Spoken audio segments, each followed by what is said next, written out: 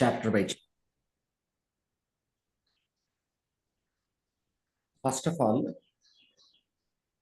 Corinth as a city is a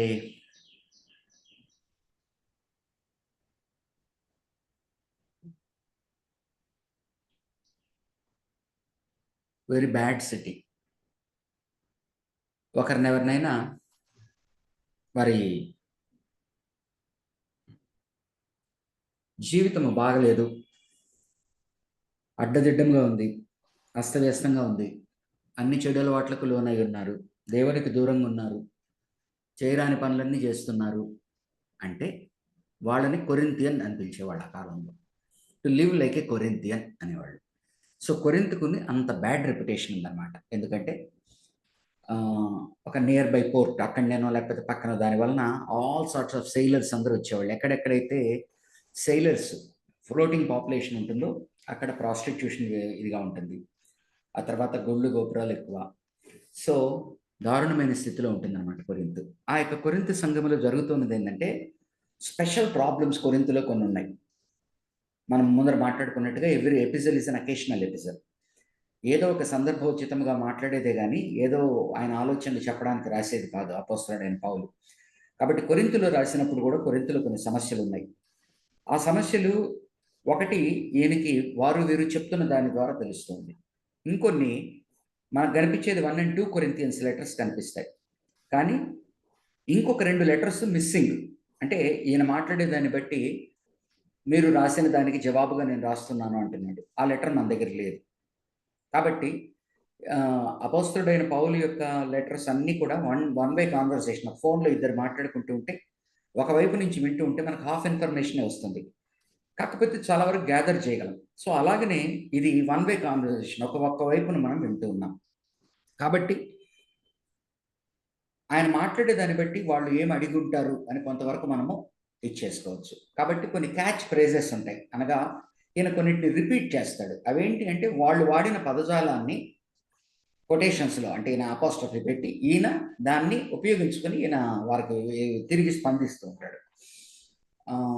తర్వాత Corinthian letter ఒక serious problem ఎన్నుకొని ఉన్నది. ఒకటి విభజనలు, కక్షలు, కార్పణ్యాలు, వర్గాలు తయారై ఉన్నాయి.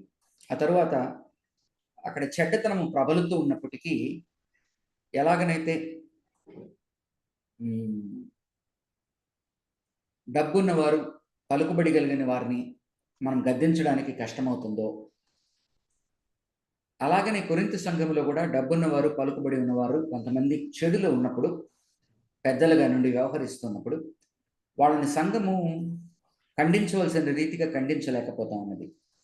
సో అపోస్తలుడైన పౌలు ఇలాగను డీల్ చేయాలని చెప్పినప్పటికీ వాళ్ళు అలాగను డీల్ చేయకపోవడం వలన ఈయన ఫ్రస్ట్రేట్ అయ్యి ఈయన మాట్లాడుతూ ఉన్నాడు. So 1 Corinthians is more of A existing ప్రాబ్లమ్స్ని 1 కొరింథియన్స్కి 2 కొరింథియన్స్కి డిఫరెన్స్ చూద్దాం. 1 కొరింథియన్స్ మోర్ ఆఫ్ లోకల్ చర్చిలో ఏ ప్రాబ్లమ్స్ అయితే ఉన్నాయో దానికి అపోస్తలుడైన పౌలు ఆన్సర్స్ ఇస్తా ఉన్నాడు. కొంతవరకు ఆత్మీయ ఇది ఉన్నదంటే సంఘర్షణ అంటే ఏంటంటే తన మాట వినట్లేదని. 2 కొరింథియన్స్ ఏంటంటే more of a personal nature. అంటే ఎట్లంటే 1 కొరింథియన్స్ అక్కడ ఉన్న సమస్యల్ని ఆయన అడ్రస్ చేస్తా ఉన్నాడు, దానిలో కొంత వ్యక్తిగతంగా మాట్లాడతాడు, అంటే తనని నొప్పించే విషయాల్ని. 2 కొరింథియన్స్ ఆయన మీద పర్సనల్ అటాక్ జరుగుతున్నది. అనగా ఎవరైతే అక్కడ అపోస్తలులు అనే అబద్ధపు బోధకులు తయారయ్యారు, వాళ్ళు ఈయన మినిస్ట్రీని ప్రశ్నిస్తున్నారు, ఈయన మినిస్ట్రీని తోలనాడుతూ ఉన్నారు. ఈయనని ప్రశ్నిస్తూ ఉన్న సమయంలో అతను మానసిక ఘర్షణకు గురి తన వాదనను వినిపిస్తూ ఉన్నాడు 2 కొరింథీ. కాబట్టి 2 Corinthians is more personal than 1 Corinthians. But both the episodes address the problems of the Corinth church. But 1 Corinthians మాత్రం మోర్గా వాళ్ళ నుంచి వాళ్ళ సంఘంలో నడుస్తున్న ప్రాబ్లమ్స్, దేవుని యందు ఉండకుండా సంఘం ఎలాగనైతే దారి తప్పిపోతుందో, అస్తవ్యస్తం అవుతుందో వాటిని రాస్తాడు. ఈరోజు కనుక గమనించినట్లయితే విచిత్రమైన విషయము, ఆనాడు ఏదైతే అపోస్తలుడైన పౌలు సంఘాలకు రాశాడో ఈనాటికి కూడా అదే సమస్యలు మనం సంఘంలో చూస్తూ ఉన్నాం. ఎట్లయితే వాక్యము జీవము గల వాక్యమో అది అజరామరంగా నిలబడుతుందో, పాపము కూడా మనం గమనించేది ఏంటంటే అది ఆనాడు కానీ ఈనాడు కానీ ఒకటే రకముగా సమస్యలను క్రియేట్ చేస్తూ ఉంటుంది. కాబట్టి ఇప్పటికీ ఆనాడు రాసినవి ఈనాడు మనం కనుక చూస్తే సంఘములు ఇవన్నీ కూడా కొనసాగుతూ ఉన్నాయి. కాబట్టి it is very relevant even for today's church అన్నది మనం అర్థం చేసుకోవాలి. ఓకే, ఒక్కసారి నేను టెక్స్ట్లో ఉన్న దాన్ని ఏమంటారు చాప్టర్ డివిజన్ చెప్తాను. ఆ తర్వాత more probably chapter wise chapter పోవడానికి ట్రై చేస్తాను. చాప్టర్ వైజ్ ఒక నిమిషము. ఇప్పుడు గాస్పెల్స్ నేను టెక్స్ట్ని ఫాలో అయ్యి టెక్స్ట్లో ఉన్నది బుల్లెట్ పాయింట్స్ లాగా మాట్లాడుతూ వచ్చాను. రోమన్స్ నేను చాప్టర్ వైజ్ మాట్లాడుతూ వచ్చాను. మీ నుంచి నాకు రెస్పాన్స్ కావాలి. టెక్స్ట్ బుక్ని ఫాలో అయ్యి దాంట్లో ఉన్నవంటే ఫర్ ఎగ్జాంపుల్ వాళ్ళు ఏదైతే ఇచ్చినారో బుల్లెట్ పాయింట్స్ ఇస్తూ నేను కొంత కలిపి మాట్లాడటమా, లేకపోతే చాప్టర్ని తీసుకొని ఆ చాప్టర్లో ఏమున్నదో నాకు తెలుసు మీకు తెలుసు కనుక దాని గురించి కొద్దిగా డైలాగ్ లాగా మాట్లాడటమా, ఏ పందాన్ని ఎంచుకుందామో మీరే చెప్పండి. అంటే మీకు ఏది beneficial? It's a new testament survey. Okay, so వాళ్ళు టెక్స్ట్లో కొన్ని ఫాలో అయ్యారు, అవి బుల్లెట్ పాయింట్స్ లాగా చెప్పగలను. రెండోది ఏంటంటే మనము ఒక్కొక్క చాప్టర్ తీసుకొని నేను మాట్లాడుతున్నప్పుడు దాంట్లో ఇంకా కొద్దిగా లోతుకుపోవడం. ఏ టైప్ ఆఫ్ ఇది కావాలో మీరే చెప్పండి. క్లాస్లో ఉన్నవాళ్ళు కొద్దిగా వీడియోలోకి ఒక వాయిస్లోకి రండి, అన్మ్యూట్ చేయండి. మరి రాము, మీ అభిప్రాయం చెప్పండి sir. You can use both అన్న. అయ్యా అంటే టెక్స్ట్ బుక్ ని ఫాలో అయ్యండి, తర్వాత డైలాగ్ గా మీరు కూడా చెప్తే బాగుంటుంది. So we will get more information and knowledge. Okay aunty, Vivekavathi aunty. Pastor chapter wise like Romans. Okay సరే. ఓకే, ఝాన్సీ గారు. Chapter wise brother. Okay, Anandaraju గారు. సమ్మరీ మనం కాంప్రహెన్సివ్ గా మనం ఇన్ జనరల్ చూసిన తర్వాత let us go in detail chapter wise for better understanding. Naveen pastor గారు. Same way అన్న, రెండు పద్ధతులు చెప్పండి. కాకపోతే మీ దగ్గర ఉన్న క్వశ్చన్స్ అవి వాటిని ఒకసారి మాకు ఫోటో లాగా పెడితే వాటిని మేము నోట్స్ రాసుకుంటాము. రాసుకుంటూ మీరు చెప్పిన దాన్ని అండర్స్టాండ్ చేసుకుంటాం. అదే ఇప్పుడు నేను ఆ ఫోటో పెట్టాను, దాన్ని బట్టి టెక్స్ట్ ఏమేమైతే మాట్లాడుతున్నాడో ఆ ఫోటోలో బుల్లెట్ పాయింట్స్ లెక్కన ఉంది. ఎస్ అన్న, ఎస్, థ్యాంక్ యూ. ఫోటోలో చాప్టర్ డివిజన్ ఈచ్ పాయింట్ అది మనకు ఆల్రెడీ న్యూ టెస్ట్మెంట్ మనము ఎక్కువ మంది ఓల్డ్ టెస్ట్మెంట్లో అయినా కొంత పట్టు ఉండకపోవచ్చు, కానీ ఆసక్తి కలిగిన వాళ్ళందరం న్యూ టెస్ట్మెంట్ చదువుతూ ఉంటాం కాబట్టి. ఓకే సరే. సో రాము గారు, ఆనందరాజు గారు మోస్ట్లీ అది ఇది కలిసి కాంప్రహెన్సివ్గా అన్నారు. మరి ఇద్దరు వచ్చి చాప్టర్ వైజ్ అని రెండు కలిపి చేద్దాం. ఫస్ట్ చాప్టర్ డివిజన్ చెప్తాను, రాసుకోండి. 16 చాప్టర్స్ అండి, 2 మేజర్ డివిజన్స్. 1వ అధ్యాయము 1 నుంచి 9 వచనాల వరకు ఇంట్రడక్షన్. 1వ అధ్యాయము 10వ వచనం నుంచి 6వ అధ్యాయము 20వ వచనం వరకు కన్సర్నింగ్ రిపోర్ట్స్ ఆఫ్ ప్రాబ్లమ్స్. ఏదైతే ప్రాబ్లమ్స్ అతని దృష్టికి వస్తున్నాయో వాటిని అడ్రస్ చేస్తున్నాడు. 7:1 అంటే 7th చాప్టర్ నుంచి 16th చాప్టర్ 4th వర్స్ వరకు ఆ ప్రాబ్లమ్స్కి కన్సర్నింగ్ రిపోర్ట్స్. ఫస్ట్ వచ్చి concerning reports, next council in regarding to specific questions. ఆయనకు వచ్చిన ప్రతి క్వశ్చన్కి ఆయన కౌన్సిల్ చేస్తూ ఉన్నాడు. 16:5 నుంచి 16:24 వరకు కంక్లూజన్. ఓకే, సో ఇంట్రడక్షన్లో మొట్టమొదటిగా ఉత్తరంలో ఏ విధంగా అయితే ఆయన రాస్తాడో థ్యాంక్స్, గ్రేస్ టు క్రైస్ట్, ఇవన్నీ మాట్లాడతాడు. తర్వాత ఫస్ట్ ఇంట్రడక్షన్లో 9వ వచనం వరకు you do not lakh any spiritual gift. మీలో ఏ యొక్క ఆత్మీయ వరము మీకు దాన్ని ఏమంటారు లోటుబడి ఉండలేదు. 2వ division concerning reports of problems, conditions, causes. ఏం జరుగుతుంది అక్కడ ఉన్న కండిషన్స్ ఏంటి, దాని కాజ్ ఏంటి.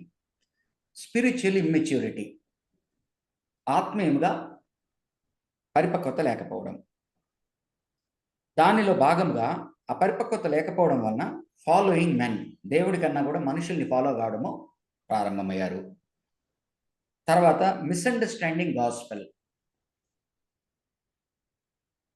సువార్తని వారు సరిగా అర్థం చేసుకోలేదు. ఆ తర్వాత నాట్ డిసర్నింగ్ స్పిరిచువల్ థింగ్స్, ఏదైతే ఆత్మీయమైన విషయాలు ఉన్నాయో వాటిని వారు సరి అయిన రీతిలో అర్థం చేసుకోవట్లేదు. కాన్సిక్వెన్సెస్, కండిషన్స్ ఇవైతే కాన్సిక్వెన్సెస్ ఏమవుతాయి, అవి కాజెస్ అయితే ల్యాక్ ఆఫ్ స్పిరిచువల్ గ్రోత్, దానివల్ల వాళ్ళు ఆత్మీయంగా ఎదగకుండా ఎక్కడ వేసిన గొంగళి అక్కడే ఉన్నారు. లాస్ ఆఫ్ రివార్డ్స్, దేవుడు వారికి ఇవ్వాలనుకున్న బహుమానాన్ని కోల్పోయేటువంటి పరిస్థితులు వారు ఉన్నారు. క్యూర్, దానికి క్యూర్ ఏంటంటున్నాడు? Follow Christ and his ways, ప్రభువుని వెంబడించండి, ఆయన మార్గంలో నడుచుకోనండి. అదర్ ప్రాబ్లమ్స్, ఇమ్మొరాలిటీ, అక్కడ నైతికమైన విలువలు లోపించినాయి. ఎంత స్థితికి లోపించి ఉన్నాయంటే తన తండ్రికి 2 భార్యలు ఉంటే ఇంకొక భార్యతో శయనించేటువంటి పరిస్థితుల్లో కుమారుడు ఉన్నాడు. నెక్స్ట్ చర్చ్ డిసిప్లిన్ గురించి మాట్లాడతాడు. ఆ తప్పు జరుగుతూ ఉన్నప్పుడు చర్చ్ ఏ విధంగా స్పందించాలి. లా సూట్స్ గురించి మాట్లాడతాడు. ఇవన్నీ కూడా ఈ చర్చిలో తగాదాలన్నీ తీసుకెళ్లి వాళ్ళలో వాళ్ళు సాల్వ్ చేసుకోకుండా అన్యుల ముందర పెట్టే పరిస్థితికి వచ్చారు. Okay. Second division, council in regard to specific questions. Council in regard to specific questions, కొన్ని వాళ్ళ నుంచి స్పెసిఫిక్ క్వశ్చన్స్ వచ్చాయి, వాటికి ఆన్సర్ చేస్తున్నాడు. మ్యారేజ్ గురించి, డైవర్స్ గురించి.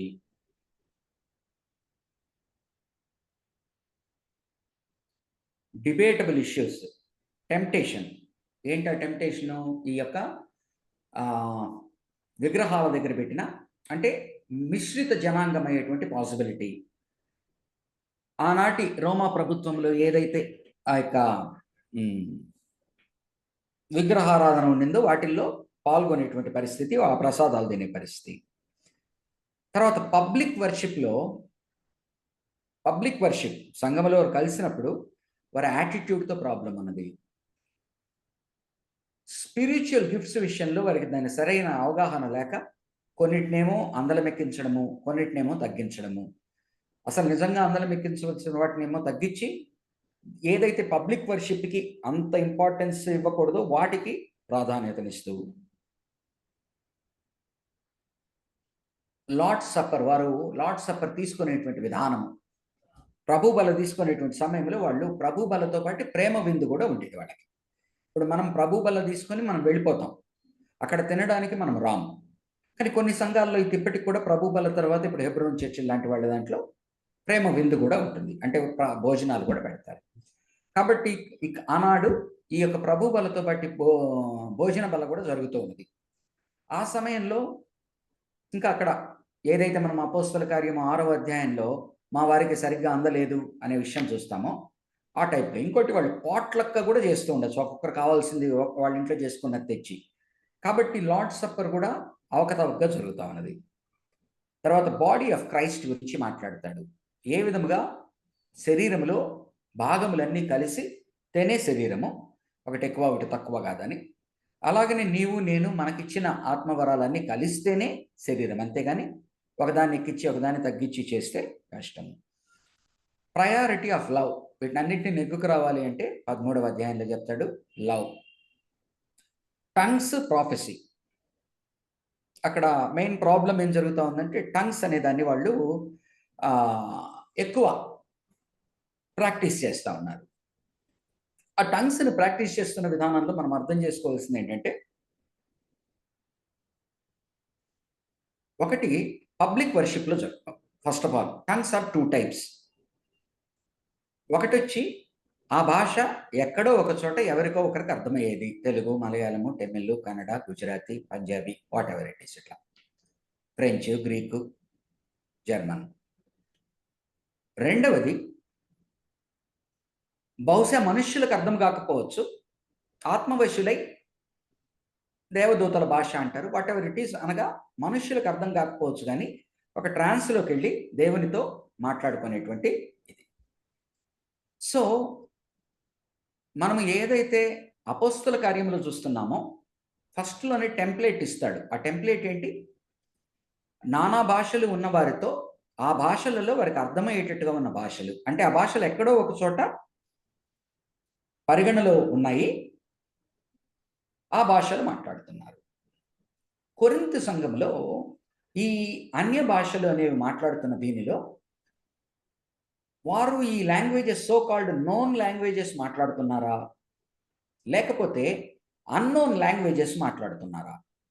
సో అన్నోన్ లాంగ్వేజెస్ మాట్లాడుతున్నాం, ఇది కనపడతా ఉన్నది. ఆ అన్నోన్ లాంగ్వేజెస్ మాట్లాడుతున్న మోస్ట్లీ ఆ అన్నోన్ లాంగ్వేజెస్ మాట్లాడుతున్న దాంట్లో పౌలు ఖండించేది ఏంటంటే అవి లేవు అని ఆయన వాదించట్లేదు. ఇది మనం గుర్తుపెట్టుకోవాలా మెయిన్ లైన్ చర్చెస్ నుంచి వచ్చిన వాళ్ళు. అది లేదు అని వాదించట్లేదు. ఉన్నాయి, నేను మీకన్నా ఎక్కువ మాట్లాడతాను, అది నాకు దేవునికి సంబంధించింది. అలాగే నీకు దేవునికి సంబంధించినంత వరకు నీ పర్సనల్ వర్షిప్లో అదేం టంగ్సో నాకు తెలియదు.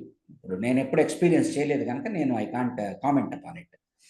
వాట్ ఎవర్ ఇట్ ఈస్, నువ్వు దేవుడు మాట్లాడుకో. కానీ పబ్లిక్ వర్షిప్లోకి వచ్చేటప్పటికి నువ్వు మాట్లాడినది నీకు దేవునికి మాత్రమే కనెక్షన్ కాకుండా మిగతా వాడికి అర్థమయ్యేటట్టుగా ఇంటర్ప్రిటర్ ఎవరైనా ఉంటే మాట్లాడు. ఇంటర్ప్రిటర్ కనుక లేకపోతే గమ్మనుండు. ఎందుకంటే అది పర్సనల్ వర్షిప్ కాదు, అది పబ్లిక్ వర్షిప్. 10 మంది ఉన్నారు. 10 మంది ఉన్నప్పుడు నీకు దేవునికి జరుగుతున్న సంభాషణ ఇంకొకటి ఎవడైనా ఆ సంభాషణకు అర్థం చెప్పగలిగితే చెయ్యి, లేకపోతే చెయ్యద్దు. మీకంటే నేను ఎక్కువ మాట్లాడగలను, కానీ నేను సంఘంలో కలిసినప్పుడు పబ్లిక్ వర్షిప్లో 4 మాటలు అర్థమయ్యేటువంటి మాటలు మాట్లాడడానికి ఇష్టపడతాను. 1000 మాటలు ప్రజలకు అర్థం కాని మాట్లాడేదానికన్నా 4 మాటలు మాట్లాడితే చాలు. ఇటువంటి ఇంటర్ప్రిటేషన్ ఇస్తుంది. రెండోది, ఈ టంగ్స్ అనేది ఎందుకు ఇక్కడ, అంటే టంగ్స్ అనే దగ్గర ఆగాను కనుక దాని గురించి లోతుగా వెళ్ళను. మీకు ఏదైనా డౌట్స్ ఉంటే దాన్ని మళ్ళీ మాట్లాడు. ఎందుకు కొరింథీ సంఘంలో ఈ ప్రాబ్లం వచ్చింది? ఇందాక మనం మాట్లాడుకున్నట్టుగా కొరింథీ సంఘంలో మిస్టరీ రిలీజియన్స్, రకరకాల రిలీజియన్స్ ఉన్నాయి. అక్కడ వాళ్ళు దేవతల ముందర ట్రాన్స్లోకి వెళ్ళి వారు ఏవేవో దేవునితో కనెక్షన్లో ఉన్నట్టుగా, దేవతతో కనెక్షన్తో ఉన్నట్టుగా మాట్లాడేవారు. సో ఒక అండర్స్టాండింగ్ ఏంటి అంటే వీళ్ళు నిజమైన ఒకవేళ అంటున్నాను నేను, ఇది ఇక్కడంతా కూడా గాడెడ్గా మాట, ఒకవేళ ఆ దేవదూతలకు సంబంధించిన భాష ఏదైనా ఉంది అనుకోండి, వీళ్ళు మాట్లాడుతున్నది ఏంటంటే ఆ లోకల్గా ఏదైతే ఆ టెంపుల్స్లో జరుగుతూ ఉన్నదో దానికి వీళ్ళు పుట్టి పెరిగి అక్కడ ఉన్నవాళ్ళు, అక్కడ అలవాటు పడినవాళ్ళు. సో ఆ pagan culture, pagan sort of way of speaking tongues అనేది లోపలికి వస్తూ ఉన్నది. అందుకని ఆయన ఏమంటాడు, క్రమము, సంఘములో పరిశుద్ధాత్మ దేవుడు క్రమమునకు కర్త, అల్లరికి కర్త కాదు. కాబట్టి ఇది క్రమము తప్పిపోయి జరుగుతూ ఉన్నది. ఈరోజు మనం గమనించగలం కొంతమంది అంటే సో కాల్డ్ చారిస్మాటిక్ చర్చెస్లో when they are speaking in tongues they go into a trance and వారి యొక్క కట్టు బొట్టు పట్టించుకొని పరిస్థితుల్లో వారు ట్రాన్స్లోకి వెళ్తూ ఉంటారు. గమనించారు కదండి ఇది.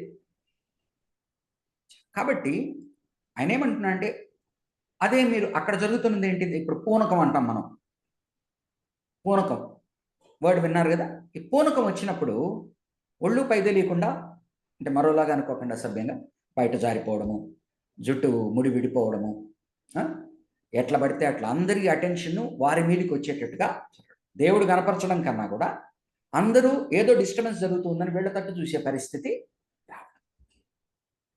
సో ఇది ప్యాగన్ కల్చర్లో నుంచి వచ్చింది కనుక ఆయన first of all is very much suspicious about whether these tongues are from whether they are speaking from God or they are introducing a pagan practice into the church and thinking that they are close to God. So ఈ under current ఉన్నది మనం అర్థం చేసుకోవాలి. So ఈ under currents అన్నీ ఉన్నప్పుడు మనం we are far away from that ఈరోజు. కాబట్టి వాళ్ళు ఏ భాషలు మాట్లాడుతున్నారో మనకు తెలియదు. నోన్ లాంగ్వేజెస్ మాట్లాడుతున్నా ఆయన అంటున్నది ఏంటి, known language but unknown to that particular congregation. He is saying that if you are speaking in Malayalam, nobody else knows Malayalam. A Malayali fellow should be there to interpret. ఒకటి. రెండోది, ఒకవేళ unknown languages అయినా కూడా, ఏ language అయినా కూడా దేనికి ఇవ్వబడుతుంది, కమ్యూనికేషన్కే కదా లాంగ్వేజ్ అనేది. కాబట్టి కమ్యూనికేషన్ లోపించేటువంటి రీతిగా ఒక ఇద్దరు మాట్లాడుకుంటుంటే దానివల్ల మిగతా వారికి ప్రయోజనం లేదు. మనం మామూలుగా ఆలోచిద్దాం, ఒక మలయాళీ గ్రూప్ ఒకటి కలిశారనుకోండి, యూజువల్గా మనం తెలుగు వాళ్ళం కూడా బయటికి పోయినప్పుడు అట్లా చేస్తుంటాం. బైబిల్ మనం ఏం చేస్తాం, మన భాష మనం ఇద్దరు మాట్లాడుకుంటూ ఉంటాం, పక్కన వాళ్ళకి అది అర్థం కాదు. అందుకని మనం ఏం చేస్తాము, వాళ్ళకి అర్థమయ్యే భాషలో ఇంగ్లీష్లో మాట్లాడతాం, కామన్ లాంగ్వేజ్. సో ఆ టైప్లో, అంటే ఆ ధోరణిలో, ఆ దృక్పథంలో మాట్లాడుతున్నాడు. కాబట్టి what is the use? Even if it is a known language, if the other person doesn't know, there should be an interpreter to make it understood. Or if it is an unknown language to everybody, whoever is connected with God, if he is speaking, Unless and otherwise enters into the another person enters into that correction and interpret it, there is no use of it in public worship. It is only creating disorder and you are disturbing the church service. And ఈ రోజు మనం కనుక చూసామంటే ఈ tongues అనేది ఇంకోటి ఏమంటాడు, ఈ యొక్క తలాంత్ అనేది అందరికీ ఉండదు అని కూడా చెప్తున్నాడు. ఆనాడు ఫస్ట్ సెంచరీలో నోన్ లాంగ్వేజెస్, డిఫరెంట్ లాంగ్వేజెస్ మాట్లాడినప్పుడు గురించి కాకుండా ఇక్కడ ఏమంటున్నాడు, ఈ టంగ్స్ గురించి మాట్లాడేటప్పుడు ఇవి ఎవరికి అర్థం కావట్లేదు, దేనికి ఉపయోగపడడం లేదు. కాబట్టి దీనివలన మీరు దాన్ని ఎంతైతే అందలం ఎక్కించి పెట్టి ఎవరైతే టంగ్స్లో మాట్లాడతారో వాళ్ళు ఎక్కువ స్పిరిచువల్ అనే స్టేట్కి మీరు వచ్చారు.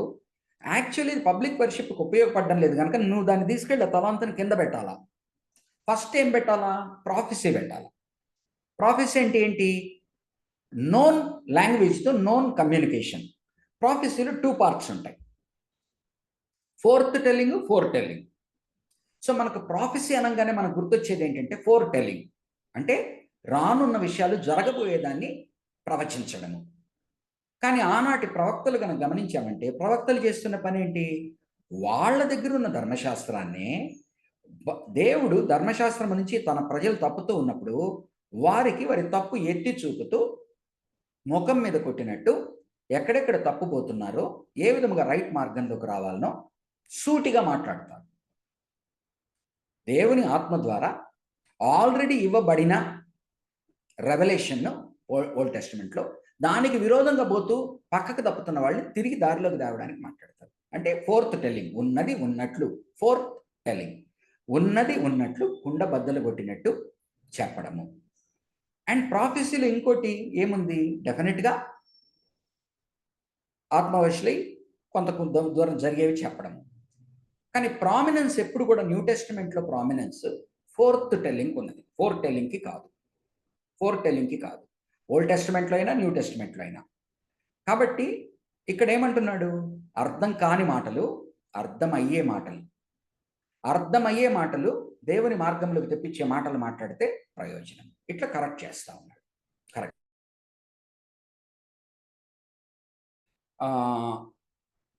ట్రూ గాస్పెల్ గురించి మాట్లాడతాడు. బాడీలీ రిసరెక్షన్,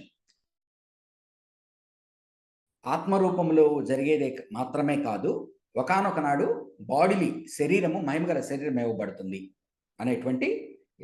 లాస్ట్లో గివింగ్ గురించి మాట్లాడతాడు 16వ అధ్యాయంలో. లాస్ట్లో చాప్టర్ కంక్లూజన్లో warning, be on guard, stand firm in faith, be strong, love one another, blessing, grace be with you. Okay,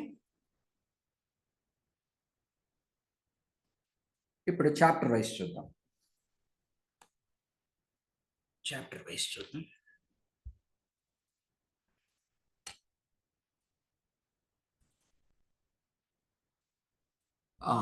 text ప్రకారంగా నేను కొంచెం చెప్తాను.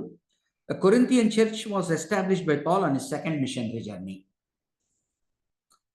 1 Corinthians was written by Paul about 56 AD probably. Dates అన్నీ కూడా అప్రాక్సిమేషన్ అండి. 56 AD, probably from Ephesus, while on his third missionary journey. Second missionary జర్నీలో Corinth సంఘం ఏర్పరచబడింది. Third machinery జర్నీలో ఆయన ఎఫెసులో ఉన్న సమయంలో ఈ లేఖను రాసి పంపిస్తున్నాడు. The letter was written in response to reports of problems and questions which had arisen in the church since Paul's departure. Paul వెళ్ళిపోయిన తర్వాత అక్కడ లేవనెత్తబడిన ప్రశ్నలు, సందేహాలు, సమస్యలను ఆయన అడ్రస్ చేస్తూ ఉన్నాడు. 1 Corinthians depicts graphically the kinds of doctrinal and practice problems. సిద్ధాంతపరమైన, ఆచరణపరమైన సమస్యలు ఏవైతే ఉన్నాయో క్రైస్తవులలో వాటిని ఎత్తి చూపుతూ, ఏదైతే సహజముగా స్వభావ సిద్ధంగా ప్రతి సంఘంలో జరిగేదే వస్తున్నదో, it is as much a correct belief ఉన్నాడు. ఏమి చెయ్యాలి అని చెప్పడం కన్నా ఏమేమి చేయకూడదో ఎక్కువ మాట్లాడున్నాడు 1 Corinthians. ఓకే,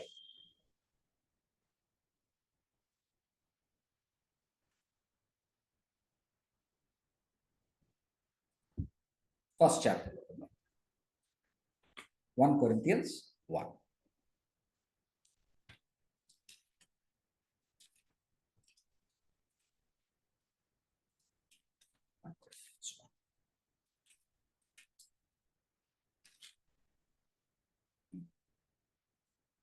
సో 1 Corinthians 1లో ఫస్ట్ ఏం కనపడతా ఉన్నది?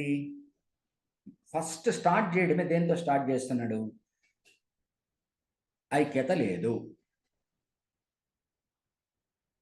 వర్గాలు అనేవి ప్రారంభమైనాయి.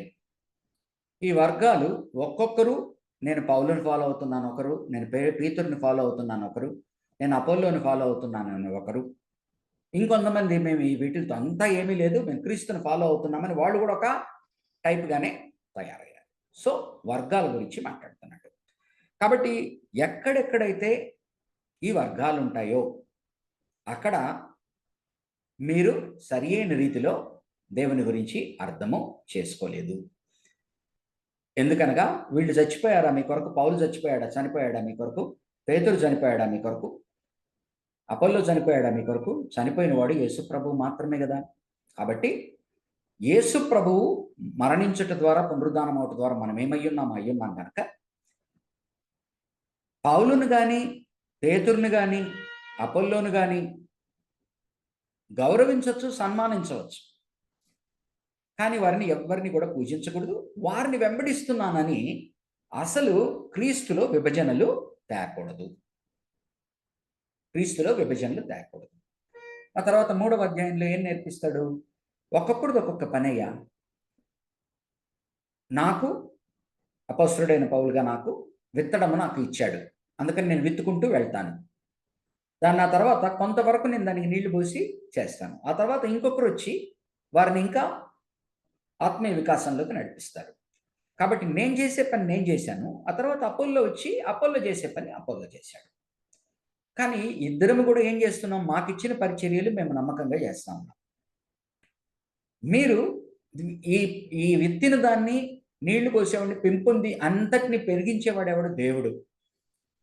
కాబట్టి మా పరిచర్యలు మేము చేస్తున్నప్పుడు మీరు ఒక పరిచర్యను తేడా అర్థం చేసుకోకుండా, వారు మాట్లాడే శైలిని బట్టి కానీ, వారిలో ఉన్న కొన్ని క్వాలిటీస్ని బట్టి కానీ మీరు నన్నో ఆయన్నో ఫాలో కావడం అనేది అయి మాలో ఏ డిఫరెన్సెస్ లేవు.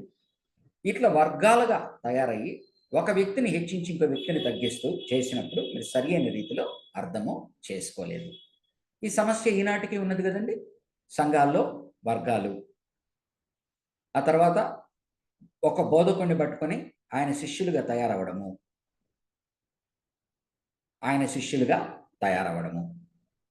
సో అపోల్లోని తన్నే చూపిస్తూ ఏమంటున్నాడంటే, ఆఖరికి దేవుడే మా పరిచర్యల వెనక ఉన్నాడు, దేవుడే మాకు తగిన జీతము, పారితోషికము, తగిన బహుమానము, ప్రతిఫలము ఇస్తాడు 3వ అధ్యాయంలో అంటున్నాడు. నెక్స్ట్ అపోల్లో గురించి ఏం మాట్లాడుతాడంటే లాస్ట్ 16వ అధ్యాయంలో, నేను అపోల్లోను వీళ్ళు ఏమంటున్నారు, అపోల్లోని రానివ్వకుండా ఇతను చేస్తున్నాడనో, లేకపోతే అపోల్లోతో ఇతనికి దాని ఏమంటారు జెలసీ ఉందనో, ఇన్ఫీరియారిటీ కాంప్లెక్స్ ఉందని. Because Apollo is a rhetorical preacher, అంటే అతను is trained in Greek rhetorical preaching. కాబట్టి అతను మాట్లాడే తీరు ఆకర్షణీయంగా ఉండవచ్చు, ఆమోదరి రకరకాలుగా, అంటే వాళ్ళు మెస్మరైజ్ అవుతున్నారు. సో ఈయన ఏమంటున్నాడంటే ఆఖరికి లాస్ట్లో 16వ అధ్యాయంలో, నేను అపోల్లోని మీ మధ్యకి వెళ్ళమన్నాను. చూద్దాం, చూడండి ఒక్కసారి 16th చాప్టర్లోకి రండి. 16th chapter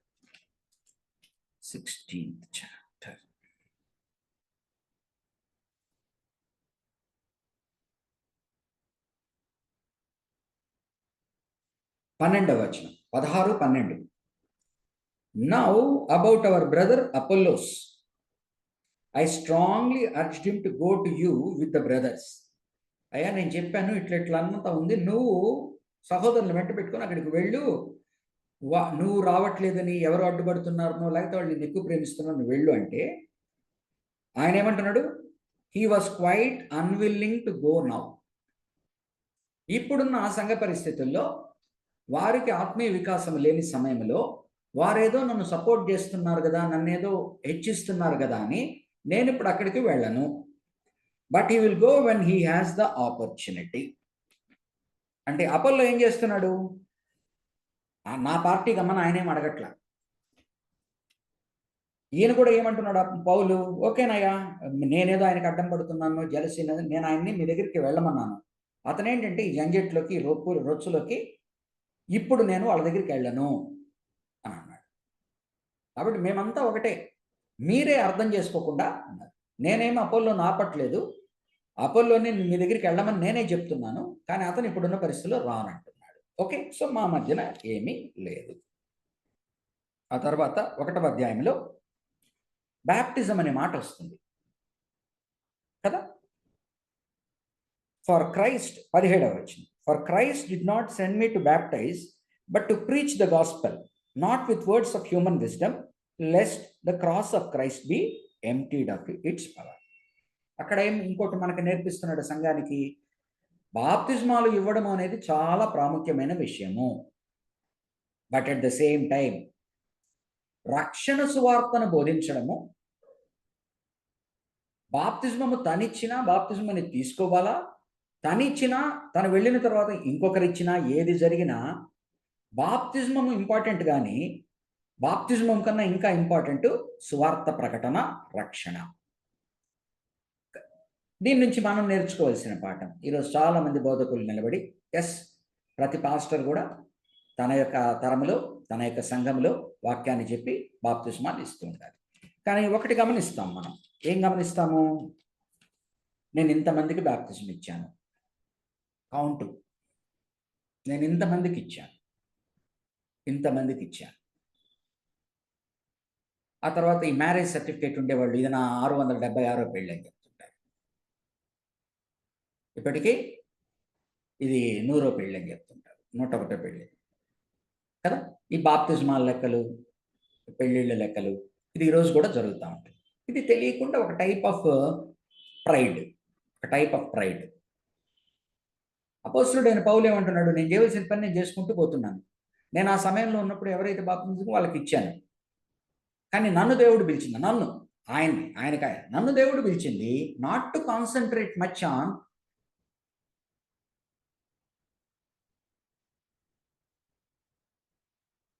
creating a list of baptized people by me and then showing it as a badge. Next ఏమంటున్నాడు 1వ అధ్యాయంలో? క్రీస్తును, సిలువ వేయబడిన క్రీస్తును బోధించడమే పరమావధి. అది తప్పితే నేను ఏది చేయడానికి ఇష్టపడట్లేదు. ఎందుకంటే దానిలో రక్షణ అనేది దేవుడు ఎన్నుకున్న మార్గం. వినడానికి మనుష్యులకు అందరికీ కూడా అది ఫూలిష్నెస్గా ఉంటుంది. ఈ రోజుకి అంటున్నారు కదా, ఏంటయ్యా చచ్చిపోయినోడు, వాడు కాపాడుకోలేనోడు, వాడు దేవుడు ఏంటి కదా, ఈరోజు కూడా మాట్లాడతాం. ఆయన ఏమంటున్నాడు? దానిలో దేవుని శక్తి ఉన్నది, అది ఆయన బలహీనతగా కనపడతా ఉంది. కానీ మన బలము కన్నా కూడా ఆయన బలహీనత ఇంకా, దానిలో మనుషుల్ని రక్షించే శక్తి ఉంది.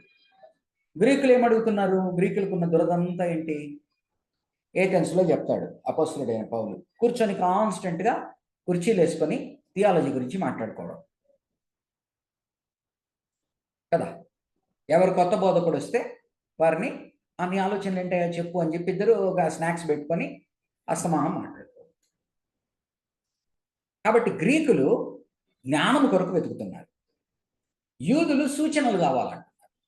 అటు వాళ్ళకి ఏమి ఇచ్చాడు? ఒకటే సూచన ఇచ్చాడు, నేను యోనా చేప గర్భంలో 3 దినాలు ఉన్నట్టు నేను 3 దినాలు ఉంటాను. వీళ్ళతో ఏం మాట్లాడుతున్నాడు? గ్రీకులతో, మీరు జ్ఞానం కోరుకుంటున్నారు కదా, ఈ జ్ఞానంతో మాట్లాడినప్పుడు నేను మీ మధ్యకు వచ్చినప్పుడు 2వ అధ్యాయంలో అంటాడు, నేను మీ మధ్యకు వచ్చినప్పుడు జస్ట్ దేవుని మాటలు, సిలువ వేయబడిన క్రీస్తు మాటలు మాట్లాడడానికి ప్రయత్నించానే కానీ జ్ఞానమును ఉపయోగించి ఏదేదో మాట్లాడడానికి ప్రయత్నించలేదు. ఏమంటున్నాడు చూడండి, 2:2 చూడండి, 2:2. For I resolved to know nothing while I was with you except Jesus Christ and him crucified. I came to you in weakness and fear and with much trembling. My message and my preaching were not with wise and persuasive words, but with a demonstration of the Spirit's power. Enduku? So that your faith might not rest on men's wisdom, but on God's power.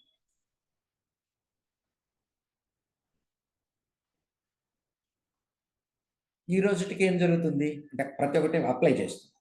ఈ రోజుటికి వాళ్ళ పురాణాలు తీసుకొని మాట్లాడడం,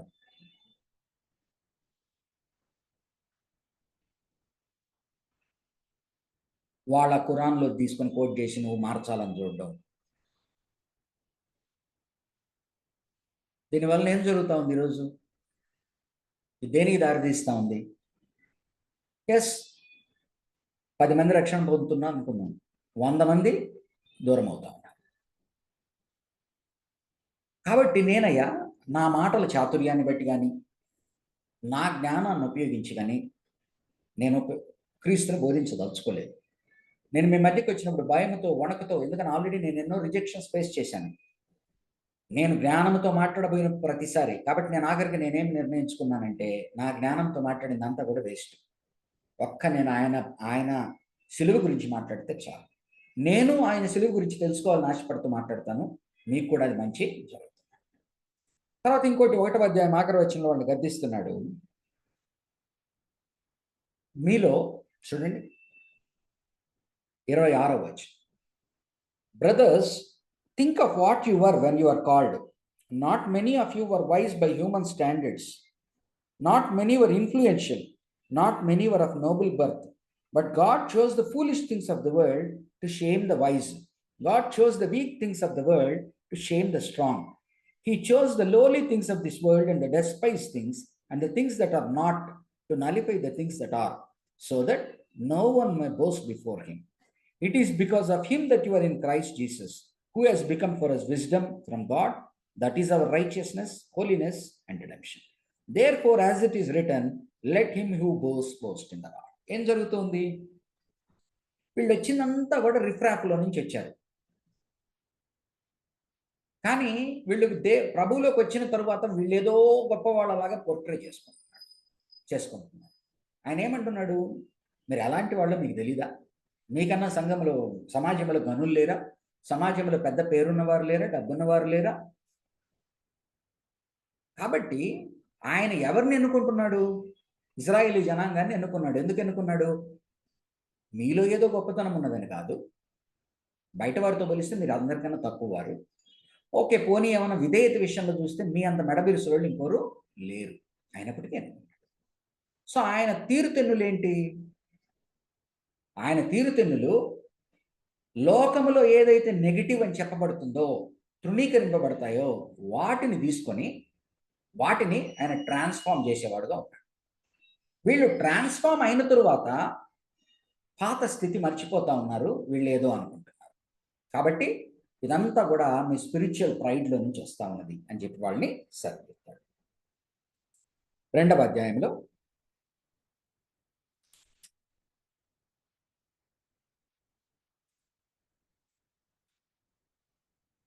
పరిశుద్ధాత్మ ద్వారా ప్రభువుని గురించి మాత్రమే మాట్లాడతాము. ఇది ప్రభువు ఆత్మ కలిగిన వారంటే ఎంతమంది అయితే ప్రేరేపింపబడతారో దేవుని ఆత్మ ద్వారా వారికి మాత్రమే అర్థమవుతాయి, ఇంకెవరికి అర్థం కావు. ఈరోజు కూడా గమనించండి, సంఘాల్లో ఒకే వాక్యమే బోధిస్తారు. ఎంతమంది దాన్ని రిసీవ్ చేసుకుంటారు? ఎంతమంది వింటారు?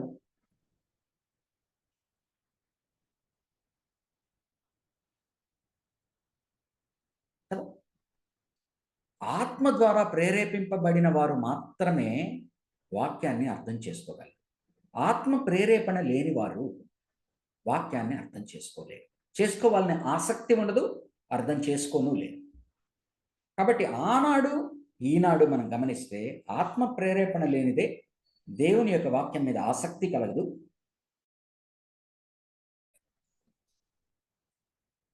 కాబట్టి ఏమంటున్నాడు? దేవుని యొక్క ఆత్మ ద్వారా వచ్చేటువంటి విషయాలు దేవుని ఆత్మ కలిగిన వారు మాత్రమే అర్థం చేసుకోగలరు. కాబట్టి ఏవేవైతే కండెమ్నేషన్, ఏవేవైతే విమర్శలు ఉన్నాయో, ఏవేవైతే తను ఖండిస్తున్నారో వాటన్నిటిని ఉపయోగించుకొని ఆయన ఏమంటున్నాడంటే, నన్ను నేను కూడా జడ్జి చేసుకోను అంటాడు. 4వ ఎవరిని?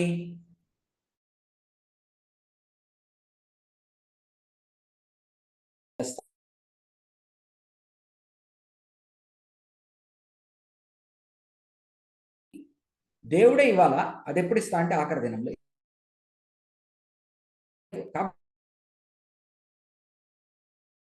ఆ పరిచర్యను ఈ విధంగా డిఫెండ్ చేస్తుంది. తర్వాత 3వ అధ్యాయం కనుక చూస్తే, 3వ అధ్యాయం అదే అపోల్లోను మోడల్గా చూపించి, అంటే వాళ్ళు రకరకాల వాళ్ళని హెచ్చిస్తూ ఉన్నారు, పౌలుని తగ్గించి మిగతా వాళ్ళని. దాంట్లో అపోల్లో కనుక గమనించినట్లయితే కొరింథులో చాలా కాలం నుండి పరిచర్య చేశాడు. సో అతని ఇన్ఫ్లుయెన్స్ చాలా వరకు ఉన్నది. వాళ్ళు అతను హీరో చేసి పెట్టుకో ఉన్నారు. ఆయనేమి నేను హీరో అనట్లేదు, వీళ్ళు ఆయన హీరో చేసి పెట్టుకో ఉన్నారు. కాబట్టి అపోల్లోని తీసుకొని తనకు అపోల్లోకి పోలికలు పోలుస్తూ, ఇందాక మనం చెప్పాం కదా, నాటువాడొకడు విత్తువాడొకడు, దానికి నీళ్లు పోయేవాడొకడు. నా పరిచర్య నాటుట, అతని పరిచర్య నీళ్లు పోయుట. కానీ వీటన్నిటిని పెంపొందింపజేసేవాడెవడు? దేవుడు. కాబట్టి ఒకానొక దినమున నాకు కానీ ఆయనకు కానీ ప్రతిఫలం ఇచ్చేవాడు ఆయన. కానీ మేము ఇండైరెక్ట్గా మళ్ళా అంటే నేను అర్థం చేసుకోవడం, అపోలోకి కూడా మెసేజ్ పాస్ అవుతా ఉన్నది. ఏంటి? మనం చేసే పరిచర్య బంగారుతో, రత్నాలతో, విలువైన రాళ్లతో కట్టిన పరిచర్య నిప్పుతో కాల్చినా కూడా అవి కరగవు, అవి అట్నే ఉంటాయి. కానీ గడ్డితోనూ, కర్రతోనూ, వాముతోనూ, మిగతా వాటితో కాల్చినవి ఆయన పరీక్షించినప్పుడు, మన యొక్క పరిచర్యను ఆయన శోధించినప్పుడు అవి కాలిపోతాయి. కాబట్టి ఒక రకంగా ఏమంటున్నాడు? పరిచర్య అనేది తీర్పు తీర్చేవాడు దేవుడు. అది ఆఖరి కాలంలో జరుగుతుంది.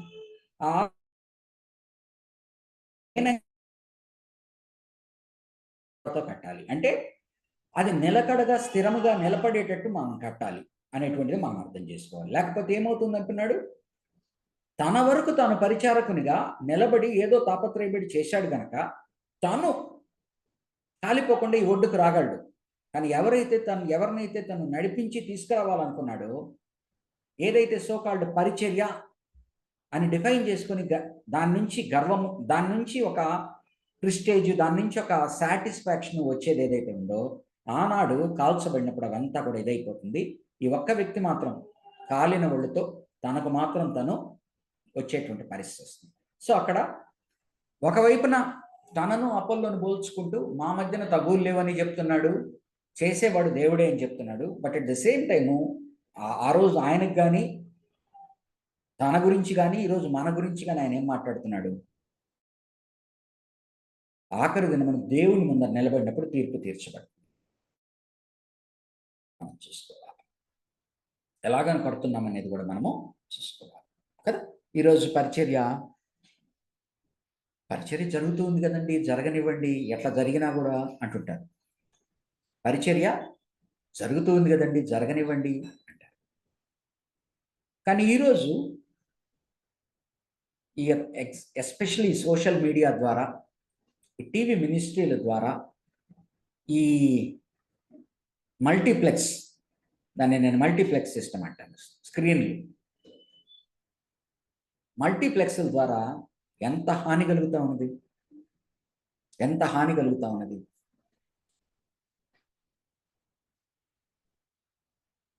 ఏమండి? ఎవరు పడితే ఏది పడితే వారికి ఒక ఇది ఉంటే యూట్యూబ్లో చేసేస్తున్నారు. ఆ తర్వాత ఎవరైతే కొంత చిన్నగా ప్రసిద్ధిగాంచుతారో వారు స్క్రీన్ల మీద వేస్తూ ఉన్నారు. ప్రజలు కూడా వేలం వెర్రిగా, అంటే దేవుడు ఏ సహవాసం అయితే కోరుకుంటున్నాడో ఆ సహవాసం లేకపోయినా పర్వాలేదు, దేవుడు ఏదైతే కాంటాక్ట్ అనేది ఉండాలంటున్నాడో ఆ కాంటాక్ట్ లెస్ అంటాం. ఈరోజు బ్లూటూత్ వచ్చిన తర్వాత మన కారులో హ్యాండ్ ఫ్రీ, అట్నే కాంటాక్ట్ లెస్. ఈరోజు నెట్లో మనం ఏ ఆఫీసర్ని కాంటాక్ట్ కాని అవసరం లేదు, అప్లికేషన్ వెళ్తుంది. అలాంటి స్థితికి ఈరోజు మినిస్ట్రీ వచ్చేసినప్పుడు దాన్ని ఒకనాడు దేవుడు చెక్ చేస్తాడు. అనుకుంటున్నది ఏంటి? ఎంతోమంది రక్షింపబడుతున్నారు కదండి, ఎంతోమంది చేస్తున్నారు కదండి అనుకుంటున్నారు.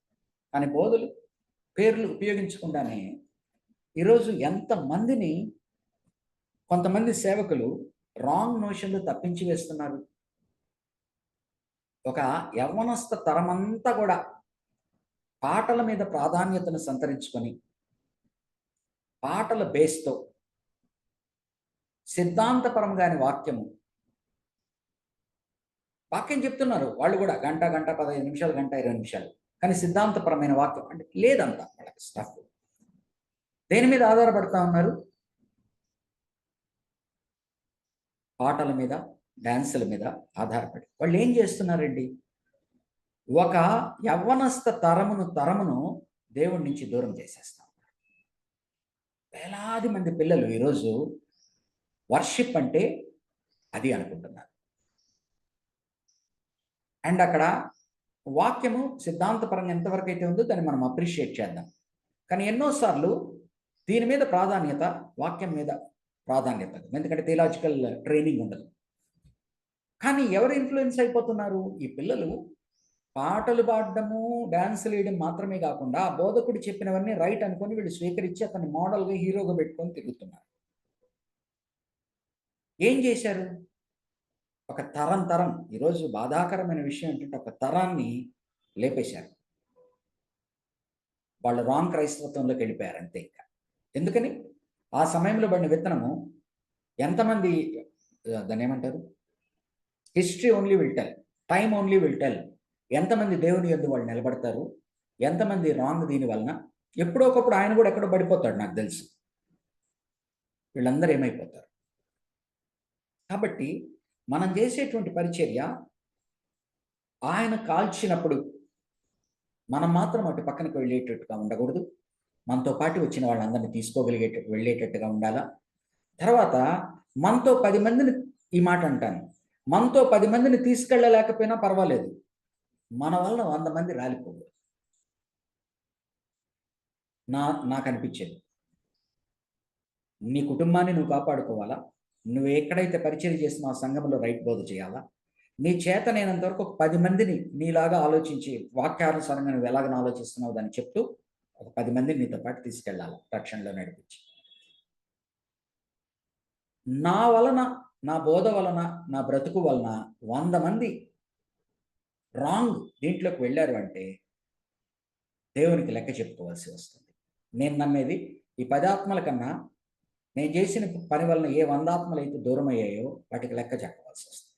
కాబట్టి బోధకులుగా ఇది జాగ్రత్త తీసుకోవాలని అపోల్లోను తన్ను పోల్చుకుంటూ ఆ మాట చదువుతాను చూడండి. 10th verse నుంచి, 3rd chapter 10th verse నుంచి. By the grace God has given me, 3rd chapter 10th verse. By the grace God has given me, I laid a foundation as an expert builder, and someone else is building on it. But each one should be careful how he builds.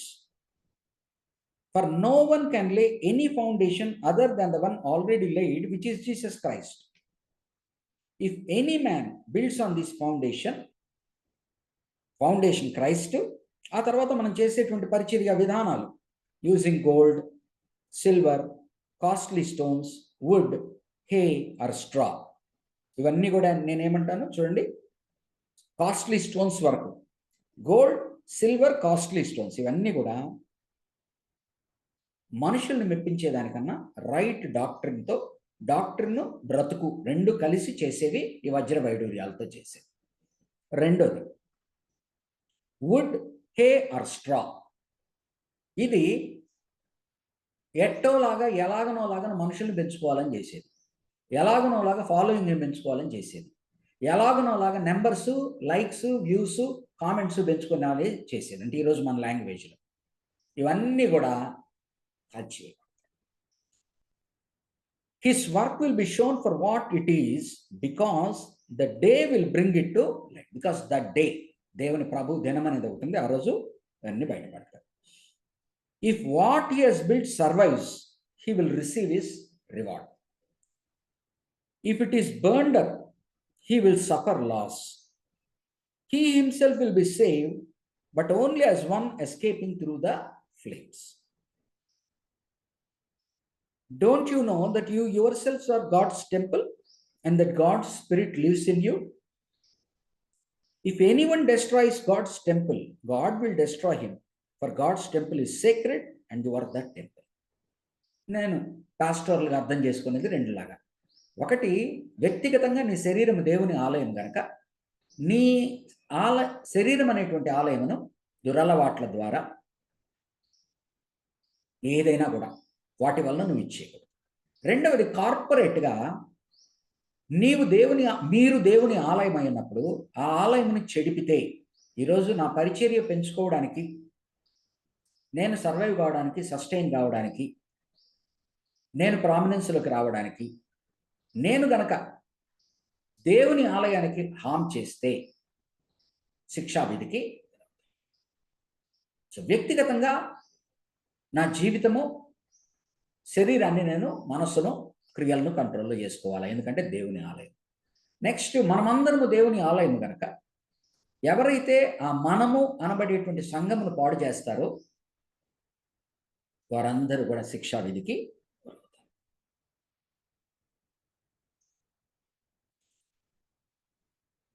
4వ అధ్యాయం.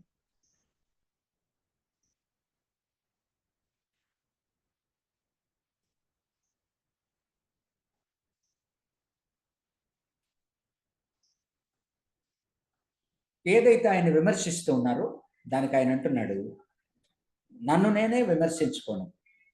విమర్శ అంతా కూడా ఆఖరి దినమున ప్రభువు దినమునందు విమర్శ జరుగుతుంది. ఆ రోజు వరకు నాకు నేను సెహబాస్ అని చెప్పి భుజం తట్టుకొని గుడ్ సర్టిఫికేట్ ఇవ్వను, అండ్ నాకు నేను బ్యాడ్ సర్టిఫికేట్ ఇచ్చుకోను. బయట వాళ్ళు నాకు గుడ్ సర్టిఫికేట్ ఇస్తారా, బ్యాడ్ సర్టిఫికేట్ ఇస్తారా కూడా నేను పట్టించుకోను. అని ఒకానొక దినం దేవుని ముందర నిలబడినప్పుడు నేను గుడ్ సర్టిఫికేట్ నాకు ఇచ్చుకున్నా ఆయన నాకు బ్యాడ్ సర్టిఫికేట్ ఇచ్చే ప్రాబ్లము ఉన్నది. సో నేను ఇక్కడ నన్ను నేను బ్యాడ్గా చేస్తున్నాను అనుకున్నా, అక్కడ నాకు గుడ్ వచ్చింది. కాబట్టి నాకు ఇచ్చిన పని ఏంటో నమ్మకంగా వాక్యానుసారముగా నేను శక్తి వంచన లేకుండా చేసుకుంటూ పోతాను అనేటువంటి ఒక దృఢమైన వ్యక్తిగత కమిట్మెంట్ని ఆయన వెలుగుచ్చుతున్నాడు. అలాగనే మనము కూడా మన జీవితాల్లో పరిచర్య చేసేటప్పుడు విమర్శ వస్తుంది, మనకు మనం డిఫెండ్ చేసుకుంటాం. కానీ ప్రతి విమర్శ వచ్చినప్పుడు ఆ విమర్శను విశ్లేషణ చేసుకొని, ప్రతి క్రిటిసిజం, ఆ క్రిటిసిజంను ఏదైనా దీనిలో మనం సరి చేసుకోవాల్సింది ఉన్నదా అంతవరకు. మనం ఎప్పుడైతే వాక్యానుసారంగా సరిగా చేస్తున్నాం అనుకుంటామో, అంటారు కదండి, ఒకనాడు పాలిటిక్స్లో అపోజిషన్ ఏంటి? It is a constructive tool. Opposition is a constructive tool, it's not a destructive tool. పాలిటిక్స్లో పవర్లో ఉన్న పార్టీ అపోజింగ్ పార్టీ. కానీ ఈరోజు ఏమైంది? డిస్ట్రక్టివ్ ఇన్ఫ్లుయెన్స్గా తయారైంది, డిస్ట్రక్టివ్ క్రిటిసిజంగా తయారైంది. కాబట్టి సంఘములో కూడా అంతే కదా. సంఘములో వాక్యానుసారంగా ఏదైనా తప్పు చేసినప్పుడు, లేకపోతే కొన్ని జరిగినప్పుడు సరిదిద్దాలని ప్రయత్నించేటువంటి విశ్వాసులు పర్వాలేదు. కానీ ఈరోజు ఎక్కువ వ్యక్తిని విమర్శించడము, వ్యక్తిని చెడ్డ చేయడము, వ్యక్తి కుటుంబాన్ని టార్గెట్ చేయడం లాంటివి ఎక్కువ జరుగుతాయి. So constructive criticism, destructive. ఈరోజు ఎలాగనైతే పాలిటిక్స్లో ఉన్నతమైన విలువలతో కన్స్ట్రక్టివ్ డిస్ట్రక్టివ్ ఉన్నదో, ఇప్పుడు మనం పాలిటిక్స్లో డిస్ట్రక్టివ్ దీనికి వచ్చేసాం. అలాగనే ఈరోజు మెయిన్ లైన్ చర్చెస్లో కూడా క్రిటిసిజం హ్యాస్ బికమ్ డిస్ట్రక్టివ్, కన్స్ట్రక్టివ్గా లేదు. కానీ మన వరకు మనం ఏంటంటే పరిచర్య చేసేటువంటి వారము వచ్చిన ప్రతి విమర్శను విశ్లేషణ చేసుకొని దీంట్లో చెప్పే దాంట్లో ఎంతవరకు మనల్ని అనేది ఎంతవరకు రైట్ ఉంది అని సరిదిద్దుకుంటూ మనం ముందుకు వెళ్ళాలి. ఏదైతే లేదు, ఇది వాళ్ళ కోపం కొద్ది మాట్లాడుతున్నారు, లేకపోతే ఏదో వర్గాన్ని గురించి వాళ్ళ వర్గానికి చెందిన వాళ్ళు కనుక మాట్లాడుతున్నారు, లేకపోతే ఇట్లా అనుకున్నప్పుడు మనం వాటిని వదిలేసేయాలి. ఈ విధంగా మనం చేసుకుంటూ ముందరకు వెళ్ళాలి. తర్వాత 4th చాప్టర్లో ఇంకోటి ఏం జరుగుతూ ఉందంటే, రియలైజ్డ్ ఎస్కటాలజీ మాట్లాడుతున్నారు. వీళ్ళు ఏమంటున్నారంటే, ఈ రక్షణ పొందుకొని వచ్చిన వాళ్ళు ఆల్రెడీ వీళ్ళు పునరుద్ధానపరచబడినట్టు, ఆల్రెడీ వీళ్ళు మహిమకు చేరుకున్నట్టు, ఆల్రెడీ వీళ్ళు విక్టోరియస్ అయినట్టు మాట్లాడుతున్నాడు. అలా మాట్లాడటమే కాకుండా పౌలును తోలనాడే పరిస్థితుల్లో ఉన్నప్పుడు ఆయన మాట్లాడుతున్నాడు, వ్యంగ్యంతో మాట్లాడుతున్నాడు. అయ్యా, అలాగన మీరైనట్టు మేము కూడా గనక అయితే ఎంత బాగున్నాం, కానీ మేమే పరిస్థితుల్లో ఉన్నామంటే మీరేమో పూలమాలు లేపించుకుంటున్నారు. మీకు మీరు శాబాస్ అనుకొని ఆల్రెడీ విక్టోరియస్ అయిపోయారని, మేమేమో ఇంకా ఎరీనాలో బరిలో నిలబడి నానా రకాలైన అవమానాలు, దూషణలు భరిస్తాం. కాబట్టి రియలైజ్డ్ ఎస్కటాలజీ అనేది 4th చాప్టర్లో మనం చూస్తాం. వాళ్ళు already they are thinking that whatever has to happen in the future in resurrection వాళ్ళకి ఆల్రెడీ వచ్చింది అన్నట్టుగా వాళ్ళు ఫీల్ అవుతున్నారు. ఆయన అంటున్నాడు అది కాదు అంటున్నాడు. చూడండి 4th చాప్టర్ 8th వర్స్ నుంచి. Already you have all you want. Already you have become rich. You have become kings, and that without us. How I wish that you really had become kings so that we might be kings with you.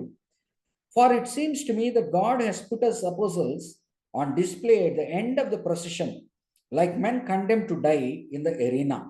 We have been made a spectacle to the whole universe, to angels as well as to men. We are fools for Christ, but you are so wise in Christ. We are weak, but you are strong. You are honored, we are dishonored. To this very hour we go hungry and thirsty. We are in rags. We are brutally treated. We are homeless. We work hard with our own hands. When we are cursed, we bless. When we are persecuted, we endure it. When we are slandered, we answer kindly. Up to this moment, we have become the scum of the earth, the refuse of the వాళ్ళకు వాళ్ళు సహబాస్ అనుకుంటున్నారు, ఈయన్ని విమర్శిస్తా ఉన్నారు.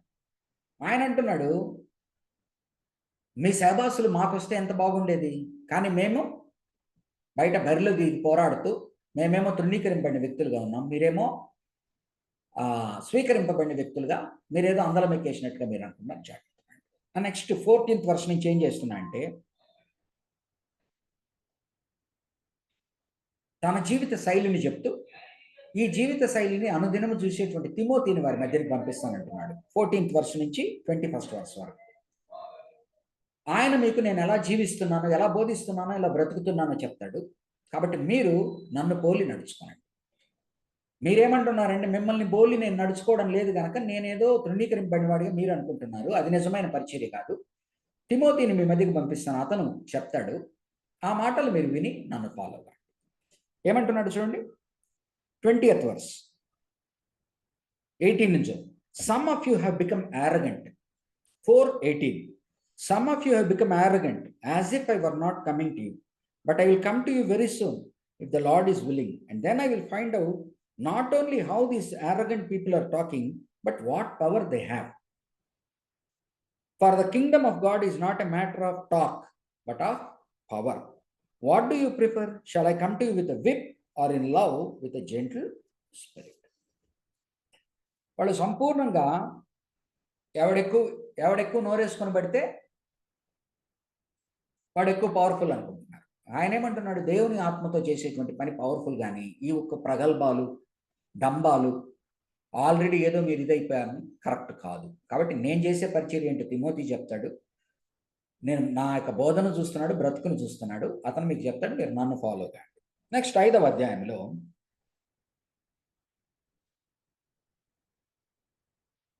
One of the main ప్రాబ్లమ్స్ని address చేస్తా ఉన్నాడు. It is actually reported that there is sexual immorality among you, and of a kind that does not occur even among pagans. A man has his father's wife, and you are proud. Shouldn't you rather have been filled with grief and have put out of your fellowship the man who did this? So ఏం జరుగుతా ఉన్నది, అతను పలుకుబడిన బట్టు, బలవంతుడు, పెద్దగా అంటే అతను ప్రాధాన్యత సంతరించుకునే వ్యక్తి, ఈ సంఘం అంతా కూడా అతన్ని ఖండించకపోగా పౌలు అతన్ని ఖండిస్తూ ఉంటే వీరు ఆయనతో నిలబడేటువంటి పరిస్థితుల్లో ఉన్నది. కాబట్టి ఏమంటున్నాడంటే ఇటువంటి పాపమునకు సంఘ బహిష్కరణే సరి అయిన శిక్ష. సంఘ బహిష్కరణే సరి అయిన శిక్ష. కానీ సంఘ బహిష్కరణ దేనికి? వాడిని సాతానుకు అప్పజెప్పు అంటున్నాడు కదా.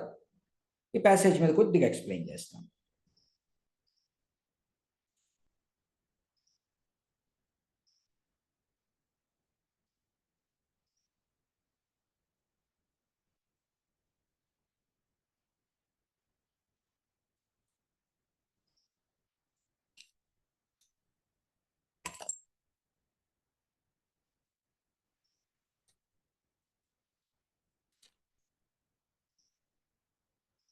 4th verse చదువుతున్నాను చూడండి. When you are assembled in the name of our Lord Jesus, 5వ అధ్యాయము 4వ వచనం.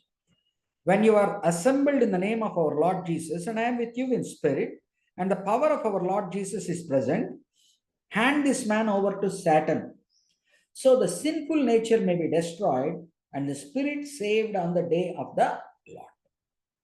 చర్చ్ డిసిప్లిన్ గురించి ఆయన మాట్లాడుతూ వాడిని బహిష్కరించండి, వాడిని వెలివేయండి, వాడిని సాతాను కప్పచెప్పండి, వాడి శరీరం శిక్షింపబడుతుంది, వాడి ఆత్మ రక్షింపబడుతుంది అంటున్నాడు. దీన్ని అర్థం చేసుకోవడానికి 2 కొరింథియన్స్లోకి వెళ్తాం. 2 కొరింథియన్స్ ఇది ఒక కీలకమైనదండి. దయచేసి అందరూ కూడా కొంత ధ్యానం పెట్టి వినండి. 2వ అధ్యాయము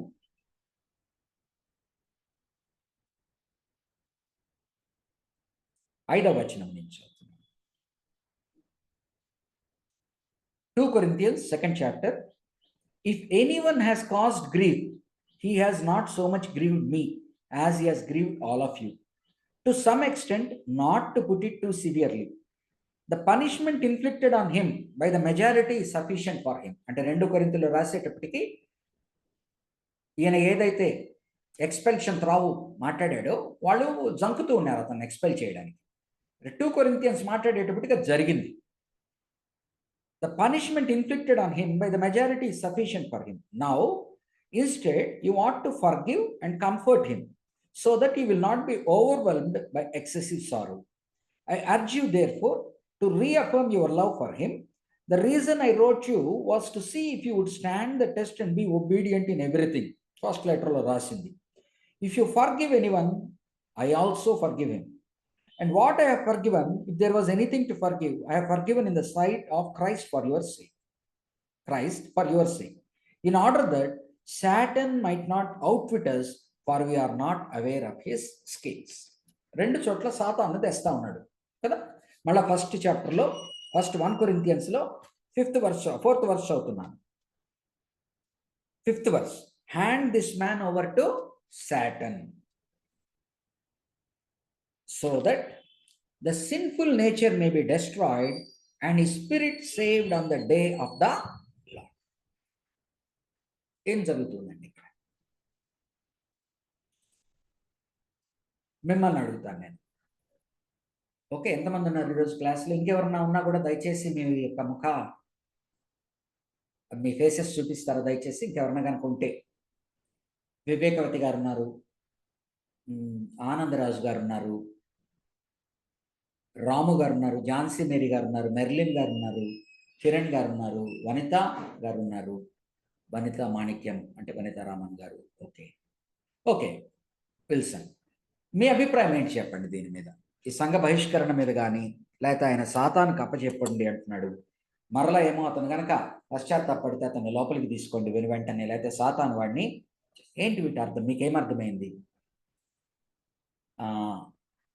రాము గారితో స్టార్ట్ చేద్దాం. రాము గారు, మీకేమర్థమైంది? మీ టేక్ ఏంటి దీని మీద? What is your take on this text? ఇది మీకు ఎప్పుడన్నా డౌట్ వచ్చిందా?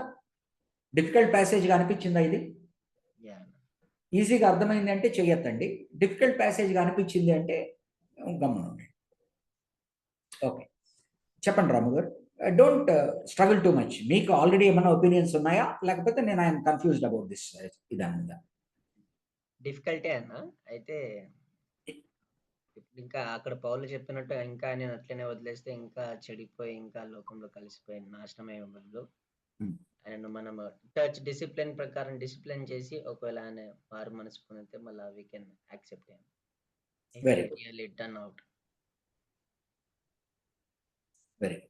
అమ్మ ఝాన్సీ గారు? Same opinion brother. అది ఎవరైనా పాపంలో ఉన్నప్పుడు వాళ్ళని హెచ్చరించి దేవుని మార్గంలోనికి తేవాలి. లేదు వాళ్ళు ఇంకా మన చెప్పిన దానికి వాళ్ళు ఒబే అవ్వకపోతే సాతానికి అప్పగించాలి అన్నట్టుగా. అది అంటే సాతానికి అప్పగించడం అంటే ఏంటి? ఇక్కడ ఎక్స్పెల్ చేయటము ఒక్క నిమిషం. అనేది మస్ట్. ఝాన్సీ మేరీ గారు, సాతానికి అప్పచెప్పడం అంటే ఏంటి? అంటే ఇంకా వాళ్ళని ఆ విధంగా అంటే మనం వాళ్ళు ఎంతకీ వాళ్ళు దేవుని మార్గంలోనికి రాకపోతే ఇంకా మనం వాళ్ళని విడిచిపెట్టడం అన్నట్టు నా ఉద్దేశం కదా. ఓకే. Okay good. ఆనందరాజు గారు చెప్పండి. కౌన్సిలింగ్ కూడా పనికిరాడు సార్ ఇక, ఎందుకంటే ఈ ఇమ్మోరాలిటీ అనేటువంటిది చాలా తీవ్రంగా ఉంది అక్కడ. Adultery with father's wife in the sense, అటువంటి పాపాన్ని మనం ఆయన్ని కీప్ చేస్తే ఎంకరేజ్ చేసినట్టు అవుతుంది. కాబట్టి ఈ needs to be expelled immediately. ఒక పళ్ళ గంపలో ఒక కుళ్ళిపోయిన పండు ఉంటే దాన్ని తీసేయపోతే మిగతా పళ్ళు కూడా కుళ్ళిపోయేటట్టు సంగమంతా చెడిపోదు. కాబట్టి it is justifiable word to expel him for some time at least, to repent and correct himself and come back to the Lord. Okay, very very good. అమ్మా మెర్లిన్ గారు.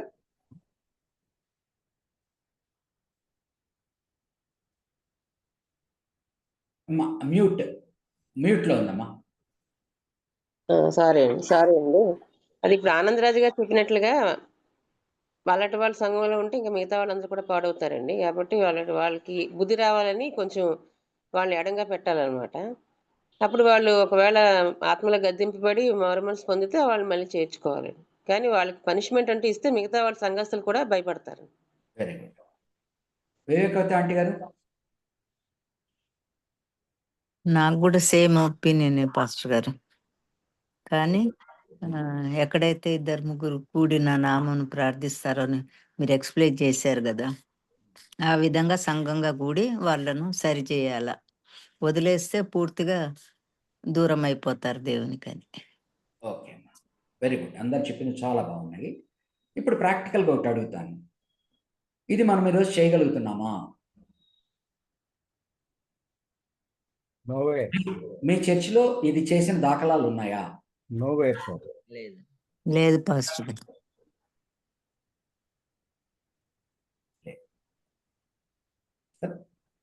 సరే, ఖండించుడు ఎక్కువ లేదు పాస్టర్ గారు చర్చెస్ లో. ఇంకోటి, ఇప్పుడు Roman Catholic church, Protestantism, reformation వచ్చిన తర్వాత ఒక ప్రాబ్లం కూడా ఉంది. రోమన్ క్యాథలిక్ చర్చిలో బయటికి పంపిస్తే వాడు రక్షణకి దూరం అయిపోయాడు అన్నట్టు వాడిని బయటికి పంపించేస్తారు. వేరే వాడు తీసుకోవడానికి ఇంకేమీ లేదు. ఆ ప్రీస్ట్ వచ్చి ప్రార్థన చేసి లాస్ట్ వాడు చనిపోయేటప్పుడు కానీ అప్పుడే వాడికి మోక్షం అన్నట్టుగా. ఇప్పుడు ఏం తయారైంది? నేను నిన్ను గట్టిగా మాట్లాడితే ఇండిపెండెంట్ చర్చ్కి ఇంకో పాస్టర్, ఆల్రెడీ ఆ పాస్టర్ ఇంటికి వచ్చిపోతూ ఉంటాడు. ఆల్రెడీ ఇంకొక పాస్టర్ ఇంకొక సంఘంతో, వీళ్ళు 3 సంఘాలతో అంటే పాస్టర్లు వస్తూ ఉంటారు, పోతూ ఉంటారు. నువ్వు కనుక ఏమైనా మాట్లాడితే వాడు అక్కడికి దుక్కుతాడు, అక్కడ కనుక ఏదైతే ఇంకో చోటకు దుక్కుతాడు. సో సంఘ బహిష్కరణ అనేది ఒకనాటి వాల్యూస్. అంటే ఒకనాడు ఒక సంఘంలో ఉన్న వ్యక్తి ఆ సంఘ కట్టుబాట్లకు ఉండి, అది బాప్తిజం కానివ్వండి, పెళ్లి కానివ్వండి, అంత చావు కానివ్వండి, అంతా వాళ్లే చేయాలని. ఈరోజు నా ఎక్స్పీరియన్స్తో చెప్తున్నాను.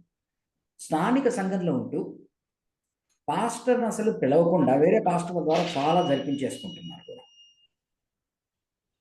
సో ఈ పరిస్థితి అంటే బిబ్లికల్గా ఇది కరెక్ట్, కానీ చేయలేకపోతున్నాం. ఎందుకంటే బికాస్ ఆఫ్ మనమే తెచ్చుకుంది. రోమన్ క్యాథలిక్ చర్చ్ ఒక మాట అనింది లూథర్ని, నువ్వు 2గా చీలుస్తున్నావు, ఈరోజు నీది 1000 ముక్కలు అవుతుంది, చూసుకో, అప్పుడు నీకు అర్థమవుతుంది అని. ఒకటి, చీల్చడం ద్వారా నిజమైన రక్షణ, నిజమైన వాక్కు ఎంతైతే పాజిటివ్ వచ్చినాయో అంతే నెగిటివ్ ఇప్పుడు స్క్రీన్ వరకు వెళ్ళింది, ఇప్పుడు మల్టీప్లెక్స్ వరకు వెళ్ళింది. అంటే ఏంటి? ఎవరు ఎక్కడున్నారు ఏమీ లేదు, అంతా గాల్లో నడుస్తూ ఉంది చర్చ్. సో అది మన ప్రాక్టికల్ ఇష్యూ. ఇక్కడ ఏం జరుగుతుందంటే అర్థం చేసుకోండి. సాతానుకు అప్పచెప్పడం అంటే ఏంటంటే, సంఘములో దేవుడు ఉన్నాడు, సంఘము బయట సమాజము సాతానుది.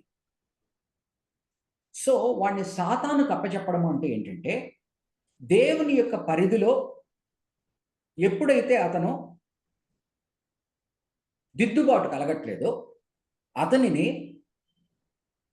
సాతాను అనగా సమాజానికి అప్పచెప్తున్నాడు. కానీ అప్పచెప్పేటువంటి దాంట్లో కారణం, మీరు చెప్పిందంతా కూడా కరెక్టే. అప్పచెప్పడానికి గల కారణం ఏంటి అంటే, ఈరోజు జైల్ సిస్టమ్ని తీసుకున్నాం, ప్రిజన్ సిస్టమ్ని. ప్రిజన్ సిస్టంలో ఏం చేస్తున్నారండి? సమాజంలో దిద్దుబాటు చేసుకొని వాడిని జైలుకి పంపించి వాడిని శిక్షించడానికి కాదు, సో దట్ వాడు దిద్దుబాటు కలిగి లోపలికి. కానీ ఇప్పుడు అది కూడా పర్వర్ట్ అయిపోయింది. ఎందుకంటే వీడు ఒకసారి లోపలికి వెళ్ళాడు అనుకో, చిన్న పిక్ పాకెటర్గా వెళ్ళిన వాడు గజదొంగ అవుతున్నాడు లోపలికి పోయి. చిన్న కూనికోరుగా వెళ్ళిన వాడు లోపల టెర్రరిస్ట్ సెల్తో కాంటాక్ట్స్ పెట్టుకునే స్థితికి వచ్చాడు. అంటే సిస్టమ్ ఫెయిల్ అవుతా ఉంది. కాబట్టి the expulsion is for reformation more than punishment. So that the person should be reform. And బయటికి వెళ్ళిన తరువాత దేవుని కింద ఉండకుండా సమాజంలో ఉంటే ఎంత దారుణమైన స్థితిలోకి వెళ్ళిపోతాడో అర్థం చేసుకొని అతనిలో మారు మనసు కలిగి అతని లోపలికి రావాలి. తర్వాత సో శిక్ష కన్నా కూడా సంస్కరణ అన్నది ప్రధాన అంశం. రెండవది, the sinful nature may be destroyed and his spirit saved on the day of the lord. బయటికి వెళ్ళినప్పుడు ఇంకా చెడులోకి వెళ్ళిపోతాడు.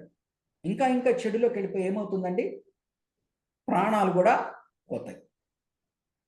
ప్రభు విలువ తెలుసుకుంటే వెనక్కి వస్తాడు. ప్రభు విలువ తెలుసుకోకపోతే నాశనము అయిపోతాడు. కాబట్టి సంస్కరణ, రిఫార్మేషన్ అనేది మనం అర్థం చేసుకోవాలి. ఈరోజు ఆ రిఫార్మేషన్ కూడా మనం పనిష్ చేయలేకపోతున్నాము అంటే ఏం జరుగుతూ ఉన్నది?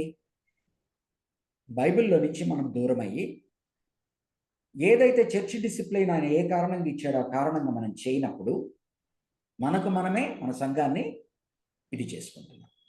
దానికి గల కారణం ఏంటంటే ఇందాక మనం చెప్పుకున్నట్టుగా రకరకాల చర్చిలు, రకరకాల పాస్టర్లు, ఇక్కడ కాకపోతే ఇంకో చోటకు పోవడం, ఈ చర్చిలోనే ఉన్నామంటూ ఇంకొక చర్చిలో వేయడము, ఈ చర్చిలోనే ఉన్నామంటూ ఈ పాస్టర్తో కాక ఇంకొక పాస్టర్తో జరిపించుకోవడం.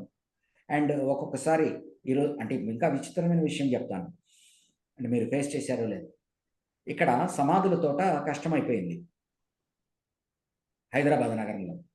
ఈ సమాధుల తోట కష్టమైపోతే మేము ఆర్సీఐ దగ్గర దాన్ని ఏమంటారండి, కూర్మన్నపాడెమా తెలుసు కదా, ఆ కోవిడ్ సమయంలో ఇచ్చిన స్థలం అది ఎవరి హ్యాండ్ ఓవర్లో ఉందంటే ఈ యొక్క జెరూసలేం మత్తయ్య అనేటువంటి ఆయన హ్యాండ్ ఓవర్లో ఉంది. అదే ఓటుకు నోటు అప్పుడు జరిగింది కదా, తెలుగుదేశం పార్టీ అప్పుడు ఒక ఇది జెరూసలేం మత్తయ్య అని ఆయన చేతుల్లో ఉంది. అంటే ఆయన దాన్ని రన్ చేస్తున్నాడు. అంటే ఆయనని కాదు, పరిస్థితి ఎక్కడికి వచ్చేసిందని చెప్తాను. నువ్వే చర్చ్ అన్నా సంబంధం లేదు, చర్చి పాస్టర్ లెటర్ సంబంధం లేదు, డైరెక్ట్గా నీ ఆధార్ కార్డు ఆయనకి పంపించి 10,000తోనేమో స్టార్ట్ అయింది రేటు, ఇప్పుడు 20,000కో 25,000కో చేరింది.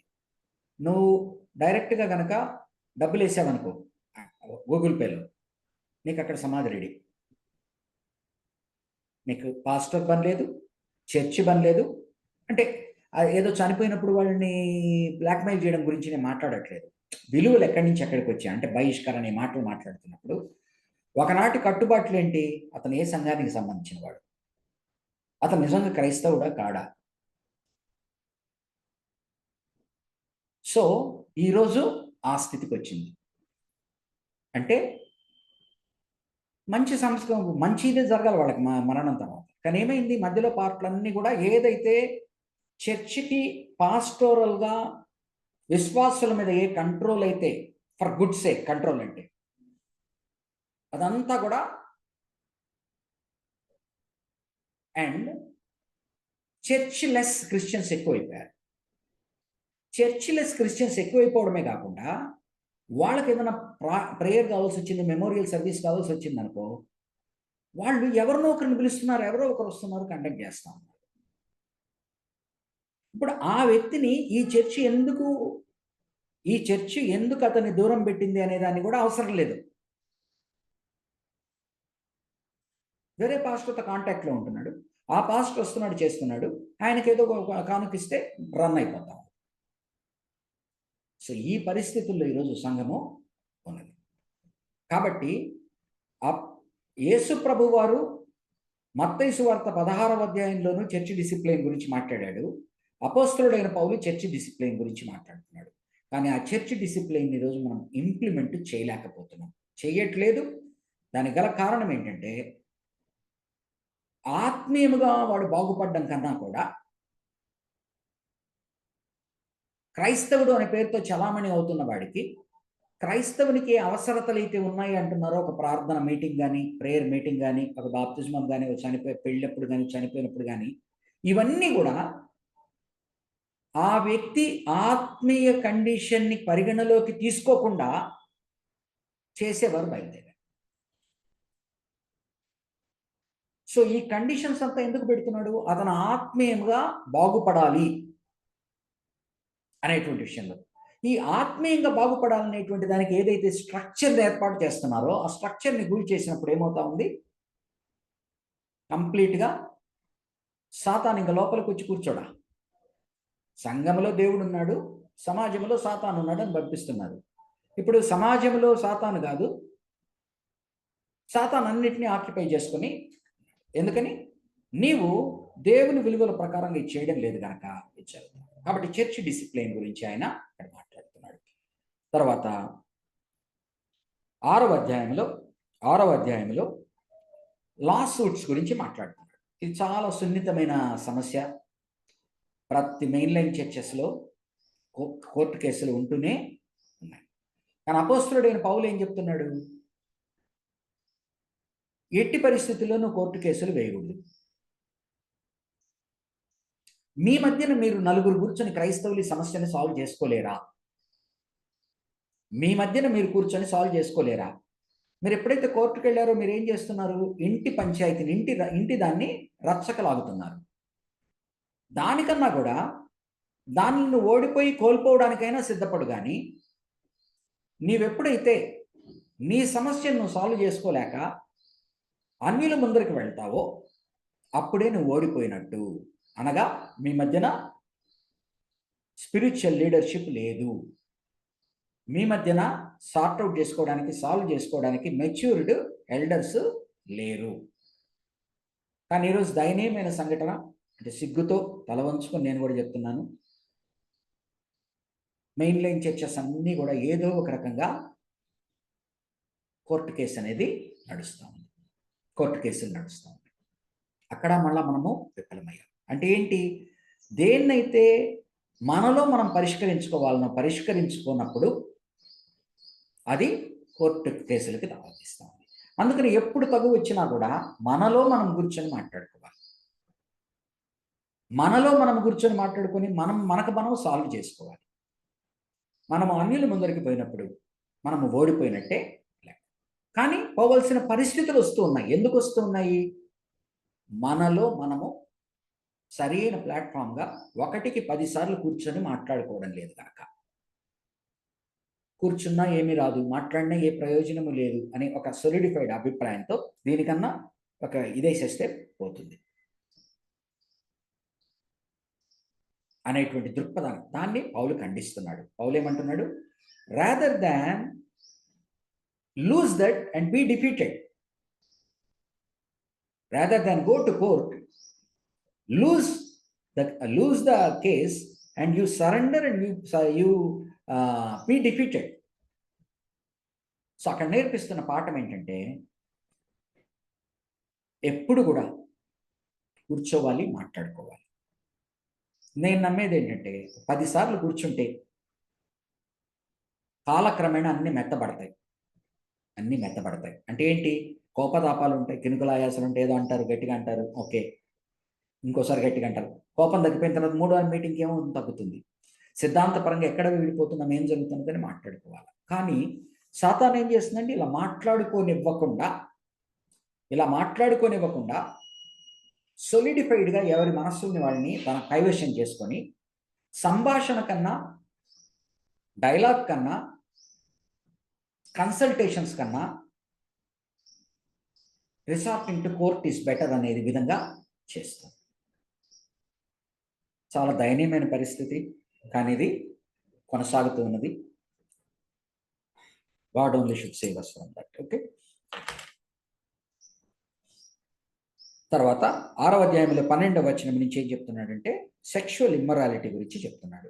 ఏ పాపమైనా కూడా క్షమింపబడిన పాపము, కానీ శరీరముతో లైంగికముగా చేసేటువంటి పాపము పెద్ద గొప్ప పాపము. ఎందుకంటే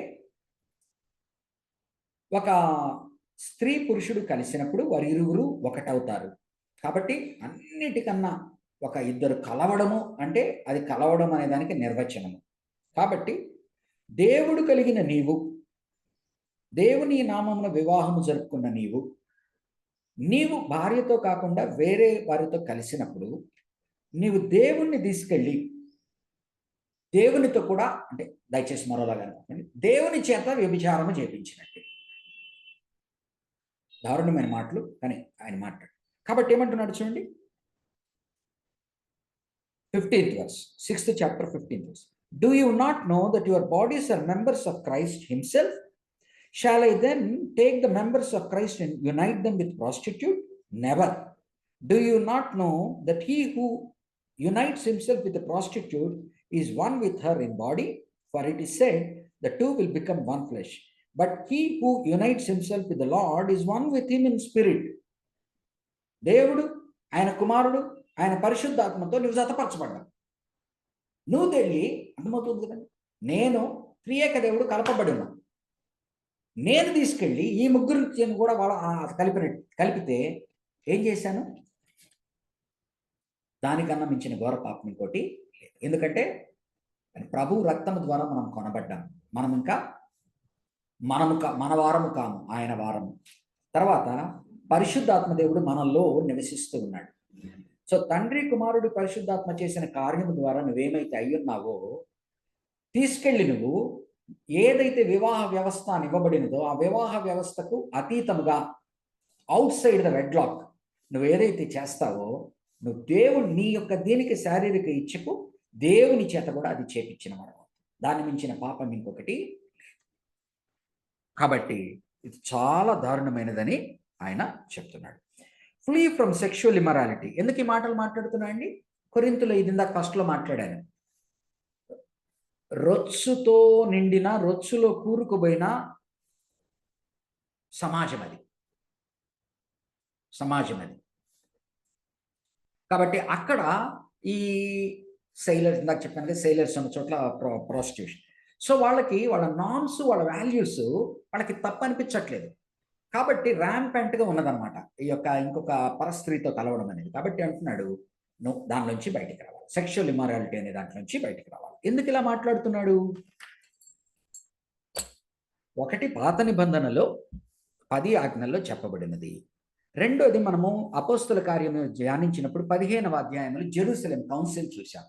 జెరూసలేం కౌన్సిల్లో వాళ్ళకి ఇచ్చిన 3 అంశాలు ఏంటండి? 3 అంశాలు ఎవరన్నా చెప్పండి దయచేసి. మనం డిస్కస్ చేశాం కదా, 3 అంశాలు పెట్టాడు. ఏంటి ఆ 3 అంశాలు? చెప్పండి ఎవరైనా. అపోస్తుల కార్యము 15లో జెరూసలేం కౌన్సిల్ అని డిస్కస్ చేశాం. ఏంటండి చెప్పగలరు ఎవరైనా? చూడకుండా, నోట్స్ చూడకుండా, బైబిల్ చూడకుండా.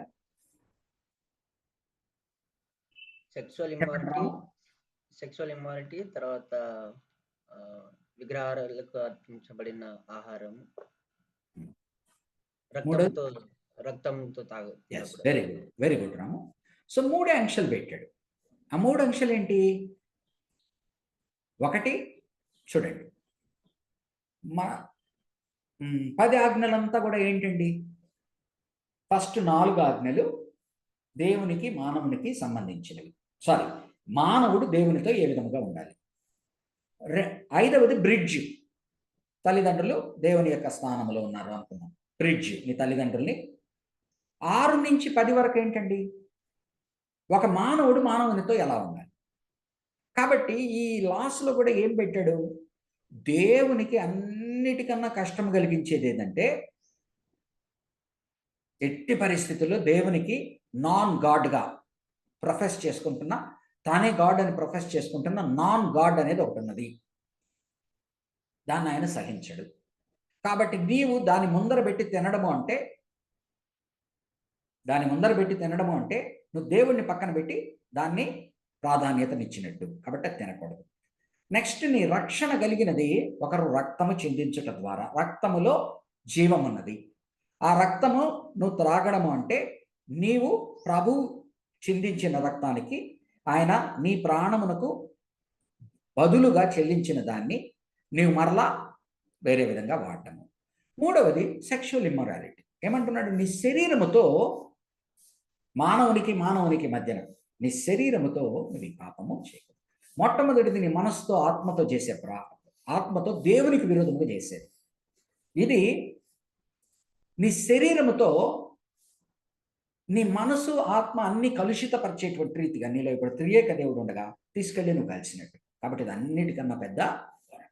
So not only it is told in the 10 commandments of the old testament, but again new టెస్టిమెంట్లో ఏ 3 లాస్ అయితే అన్యుల మీద వర్తించి ఉన్నాడో దాని కింద కూడా వస్తాడు. కానీ ఈ కొరింథీ చర్చిలో ఇది ర్యాంపాంట్గా ఉన్నది కనుక దీన్ని ఆయన ఎత్తుతూ ఉన్నాడు. ఎందుకని అతి దారుణం ఎందుకు కనిపిస్తా ఉన్నది? తండ్రి భార్య అని చెప్పబడుతున్నదే దానితో కుమారుడు శయనించే పరిస్థితుల్లో ఉంది. ఇది ప్యాగన్స్ మధ్యన కూడా లేదు అంటున్నాడు. అంటే అక్కడ ఉన్న నాన్ క్రిస్టియన్స్ కూడా ఇంత దారుణాన్ని కొడిగట్లేదు, మీరు ఈ స్థితిలో ఉన్నారు. కాబట్టి సెక్షువల్ ఇమ్మొరాలిటీని డీల్ చేస్తా ఉన్నాడు. 7వ అధ్యాయం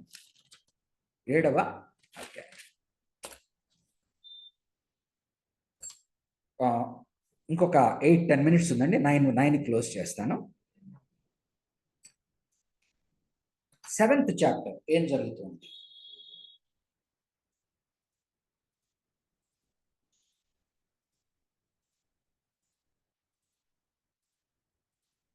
వివాహ వ్యవస్థ గురించి మాట్లాడుతూ వివాహం అన్నది అన్నిటికన్నా శ్రేష్టమైనది.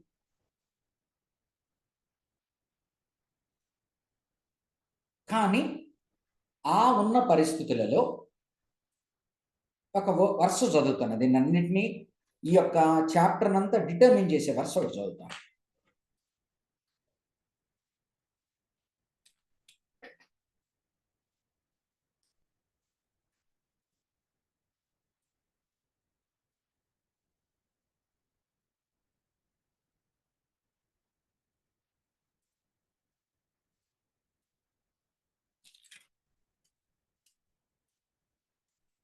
ట్వంటీ 26th వర్స్ మార్క్ చేసుకోండి. అంటే ఈ చాప్టర్ని డిటర్మిన్ చేసేది ఎలా ఇంటర్ప్రిట్ చేయాలి.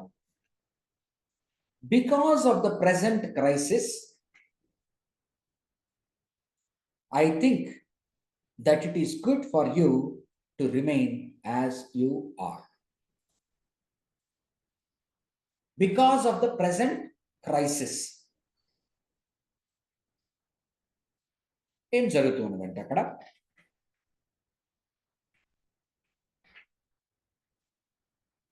వివాహము చేసుకున్న వారిని వివాహంలోనే ఉండమంటున్నాడు.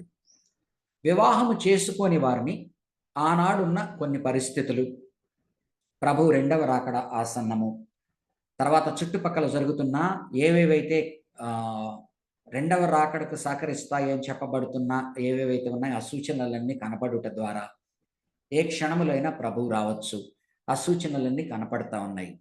ఈ పరిస్థితులలో వివాహము చేసుకోని వారు ఒకవేళ గనక వారు వివాహం చేసుకోకపోయినా కూడా పర్వాలేదు, నేను ఉండగలను, జరిగిపోతుంది, దానివల్ల ఏం ప్రాబ్లం లేదు, నేను నా శరీరాన్ని పొల్యూట్ చేసుకోకుండా సెక్షువల్ ఇమ్మొరాలిటీ ద్వారా ఉండగలను అనుకుంటే వారిని అలాగనే ఉండు అంటున్నాడు. ఎందుకని? ఎప్పుడైతే నీవు వేరే బంధకాలు లేకుండా ఉంటావో, నీ మనస్సులో కనుక అటువంటి నిర్ణయాన్ని కనుక నువ్వు తీసుకుంటే నీవు దేవుని సేవలో ఇంకా ఎక్కువ ఉపయోగపడగలవు.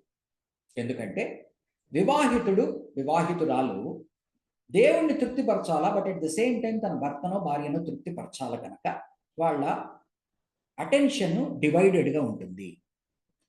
కాబట్టి if anybody is up to it, భార్యాభర్తలు కూడా ఎక్కువ కాలము శారీరక బంధం లేకుండా విడిగా ఉండకూడదు. కొంత సమయం మాత్రమే ఏదో ప్రార్థన కొరకు, అంటే నేను నా యొక్క శరీరానికన్నా కూడా నా మనసుకు ఆత్మకు ఎక్కువ ప్రాధాన్యతనిస్తానని ఇద్దరు కలిసి నిర్ణయం తీసుకుంటే కొంతకాలము వేరుగా నుండి గడపచ్చు.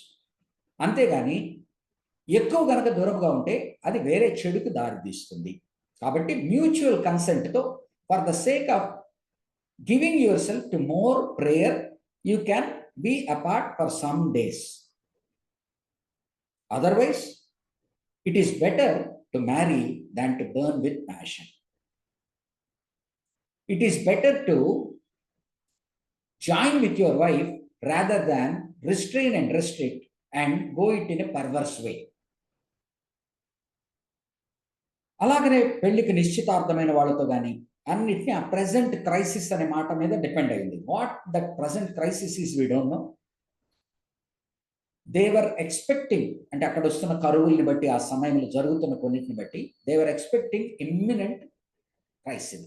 కాబట్టి ఆ సినారియోలో ఆయన ఏం చెప్తున్నాడంటే, అయ్యా వివాహ వ్యవస్థ చాలా మంచిది, కానీ వివాహ వ్యవస్థను కూడా ఎలాగని వాడుకోవాలో చూసుకోండి. మ్యూచువల్ కన్సెంట్ లేకుండా ఊరికనే ప్రేయర్ అని చెప్పి ఇద్దరు దూరం ఉంటే ఆఖరికి ఏమవుతుందంటే శరీరాన్ని నడుచుకోలేదు కనుక వేరే దానికి దారితీస్తుంది. ఇది చేయకండి. నెక్స్ట్, ఒక పెళ్లి కావాల్సిన వాళ్ళు, ఇంకా పెళ్లి చేసుకోవాలనే వాళ్ళు ఉన్నారు.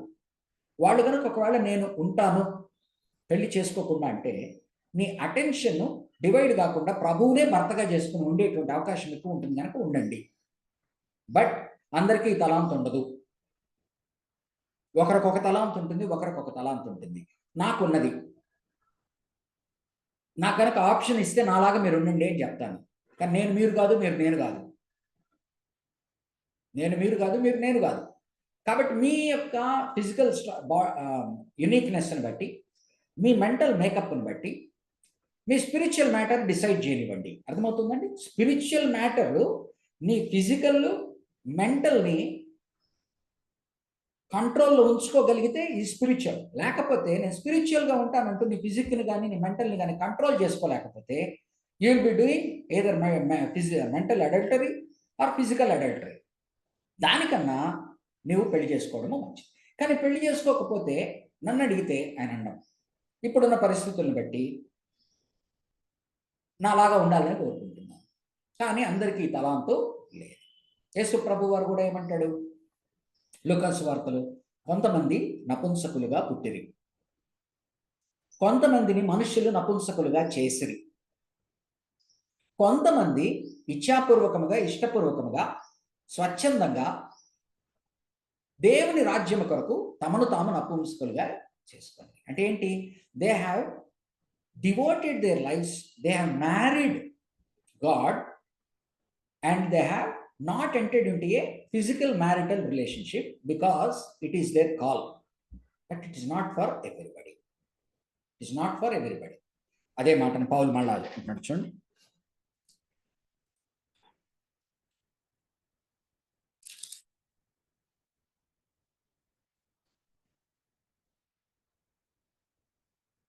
చూడండి 29th వర్స్ కూడా చూడండి. ప్రజెంట్ క్రైసిస్ అనే మాట అన్నాడు కదా. What I mean brothers is that the time is short. అంటే looming, impending, imminent Christ second కమింగ్ని ఆయన సూచనల ద్వారా ఎక్స్పెక్ట్ చేస్తూ కాంటెక్స్చువల్గా మాట్లాడుతున్నాడు. అర్థమైందండి? ఈ కాంటెక్స్ట్లో నుంచి మనం బయటికి తీస్తే హోల్ కొలాప్స్ అయిపోతుంది. సింపుల్. రోమన్ క్యాథలిక్స్ ఎంతోమంది ప్రీస్ట్ కావాలి అనుకుంటారు, కానీ వాళ్ళ మనసులో కానీ వాళ్ళ శరీర మేకప్ కానీ మెంటల్ మేకప్ కానీ వాళ్ళు అన్మ్యారీడ్ స్టేట్లో ఉండేటువంటి దానికి తన శరీరం మనసు పర్మిట్ చేయట్లేదు. కానీ పెట్టిన రూల్ బట్టి లోపలికి వస్తారు. లోపలికి వచ్చిన తర్వాత ఏం చేస్తున్నారు? వాళ్ళ శరీర కోరికల్ని మనసుల్ని కంట్రోల్ చేసుకోలేకపోతున్నారు కనుక ఎయిదర్ అడల్టరీలో కానీ ఆర్ పీడియోఫైల్లో కానీ వెళ్ళారు. అంటే పిల్లల్ని ఆల్టర్ బాయ్స్ ఎవరైతే ఉన్నారు, ఇది రోమన్ క్యాథలిక్ చర్చ్. అంటే చర్చిలోని కాదు, దేనివల్ల వచ్చింది? ఒక రూల్ అనేది పెట్టావు, ఆ రూల్కి నువ్వు అడ్హియర్ కాగలవా లేదా అన్నదానికి అన్ని ప్రీస్ట్గా చేయాలని ఉన్నది, కానీ నీ శరీరము మనసు కంట్రోల్ చేసుకోలేకుండా దాంట్లోకి పోయావు. అప్పుడు ఈ ప్రాబ్లమ్స్ అన్ని వస్తాయి. కాబట్టి ఆయన టైం ఈజ్ షార్ట్. ఏ సమయంలో అయినా ప్రభువు రావచ్చు. చుట్టుపక్కల జరుగుతున్న కరువు, చుట్టుపక్కల జరుగుతున్న యుద్ధాలు అన్నీ కూడా సూచనలు కనపడుతున్నాయి కనుక ఈ సమయంలో నా సలహా ఏంటంటే నాలాగా మీరు ఉండాలి. But at the same time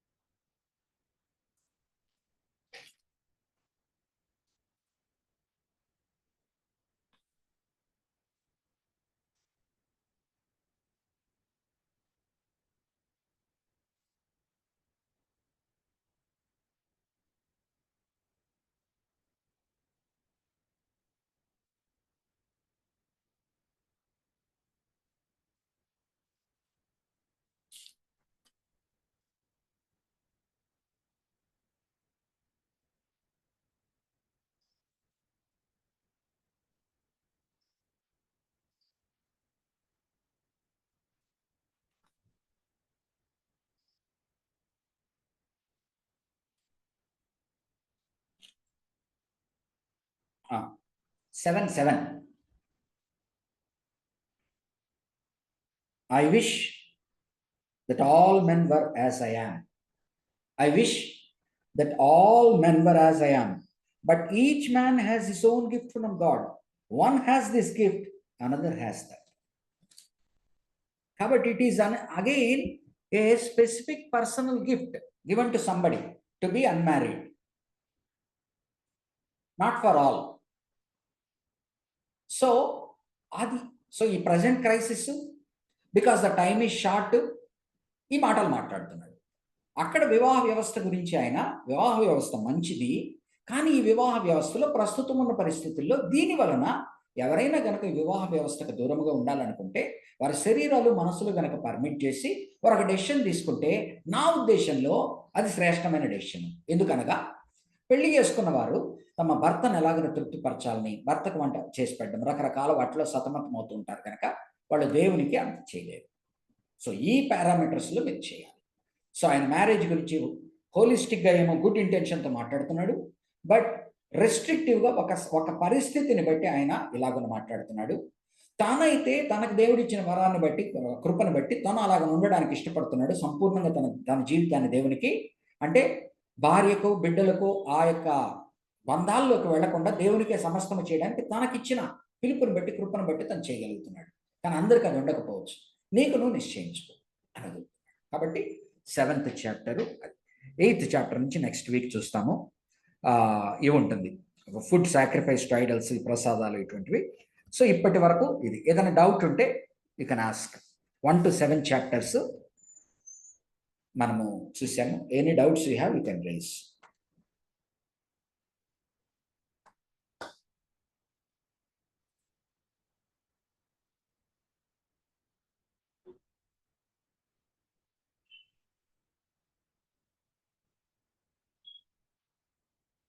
okay, Ramu ఏమైనా ఉందండి? Any doubts? ఆనంద్ గారు? ఓకే. అమ్మా ఝాన్సీ గారు? Okay. Vekavathi aunty, any doubts aunty? Nancy Krishna గారు? లేదు పాస్టర్ గారు. ఓకే అమ్మా, ప్రార్థన చేసుకుందాం. అమ్మా నాన్సీ గారు ప్రార్థన చేస్తారా తల్లి? Yes, Pastor. చేయండి.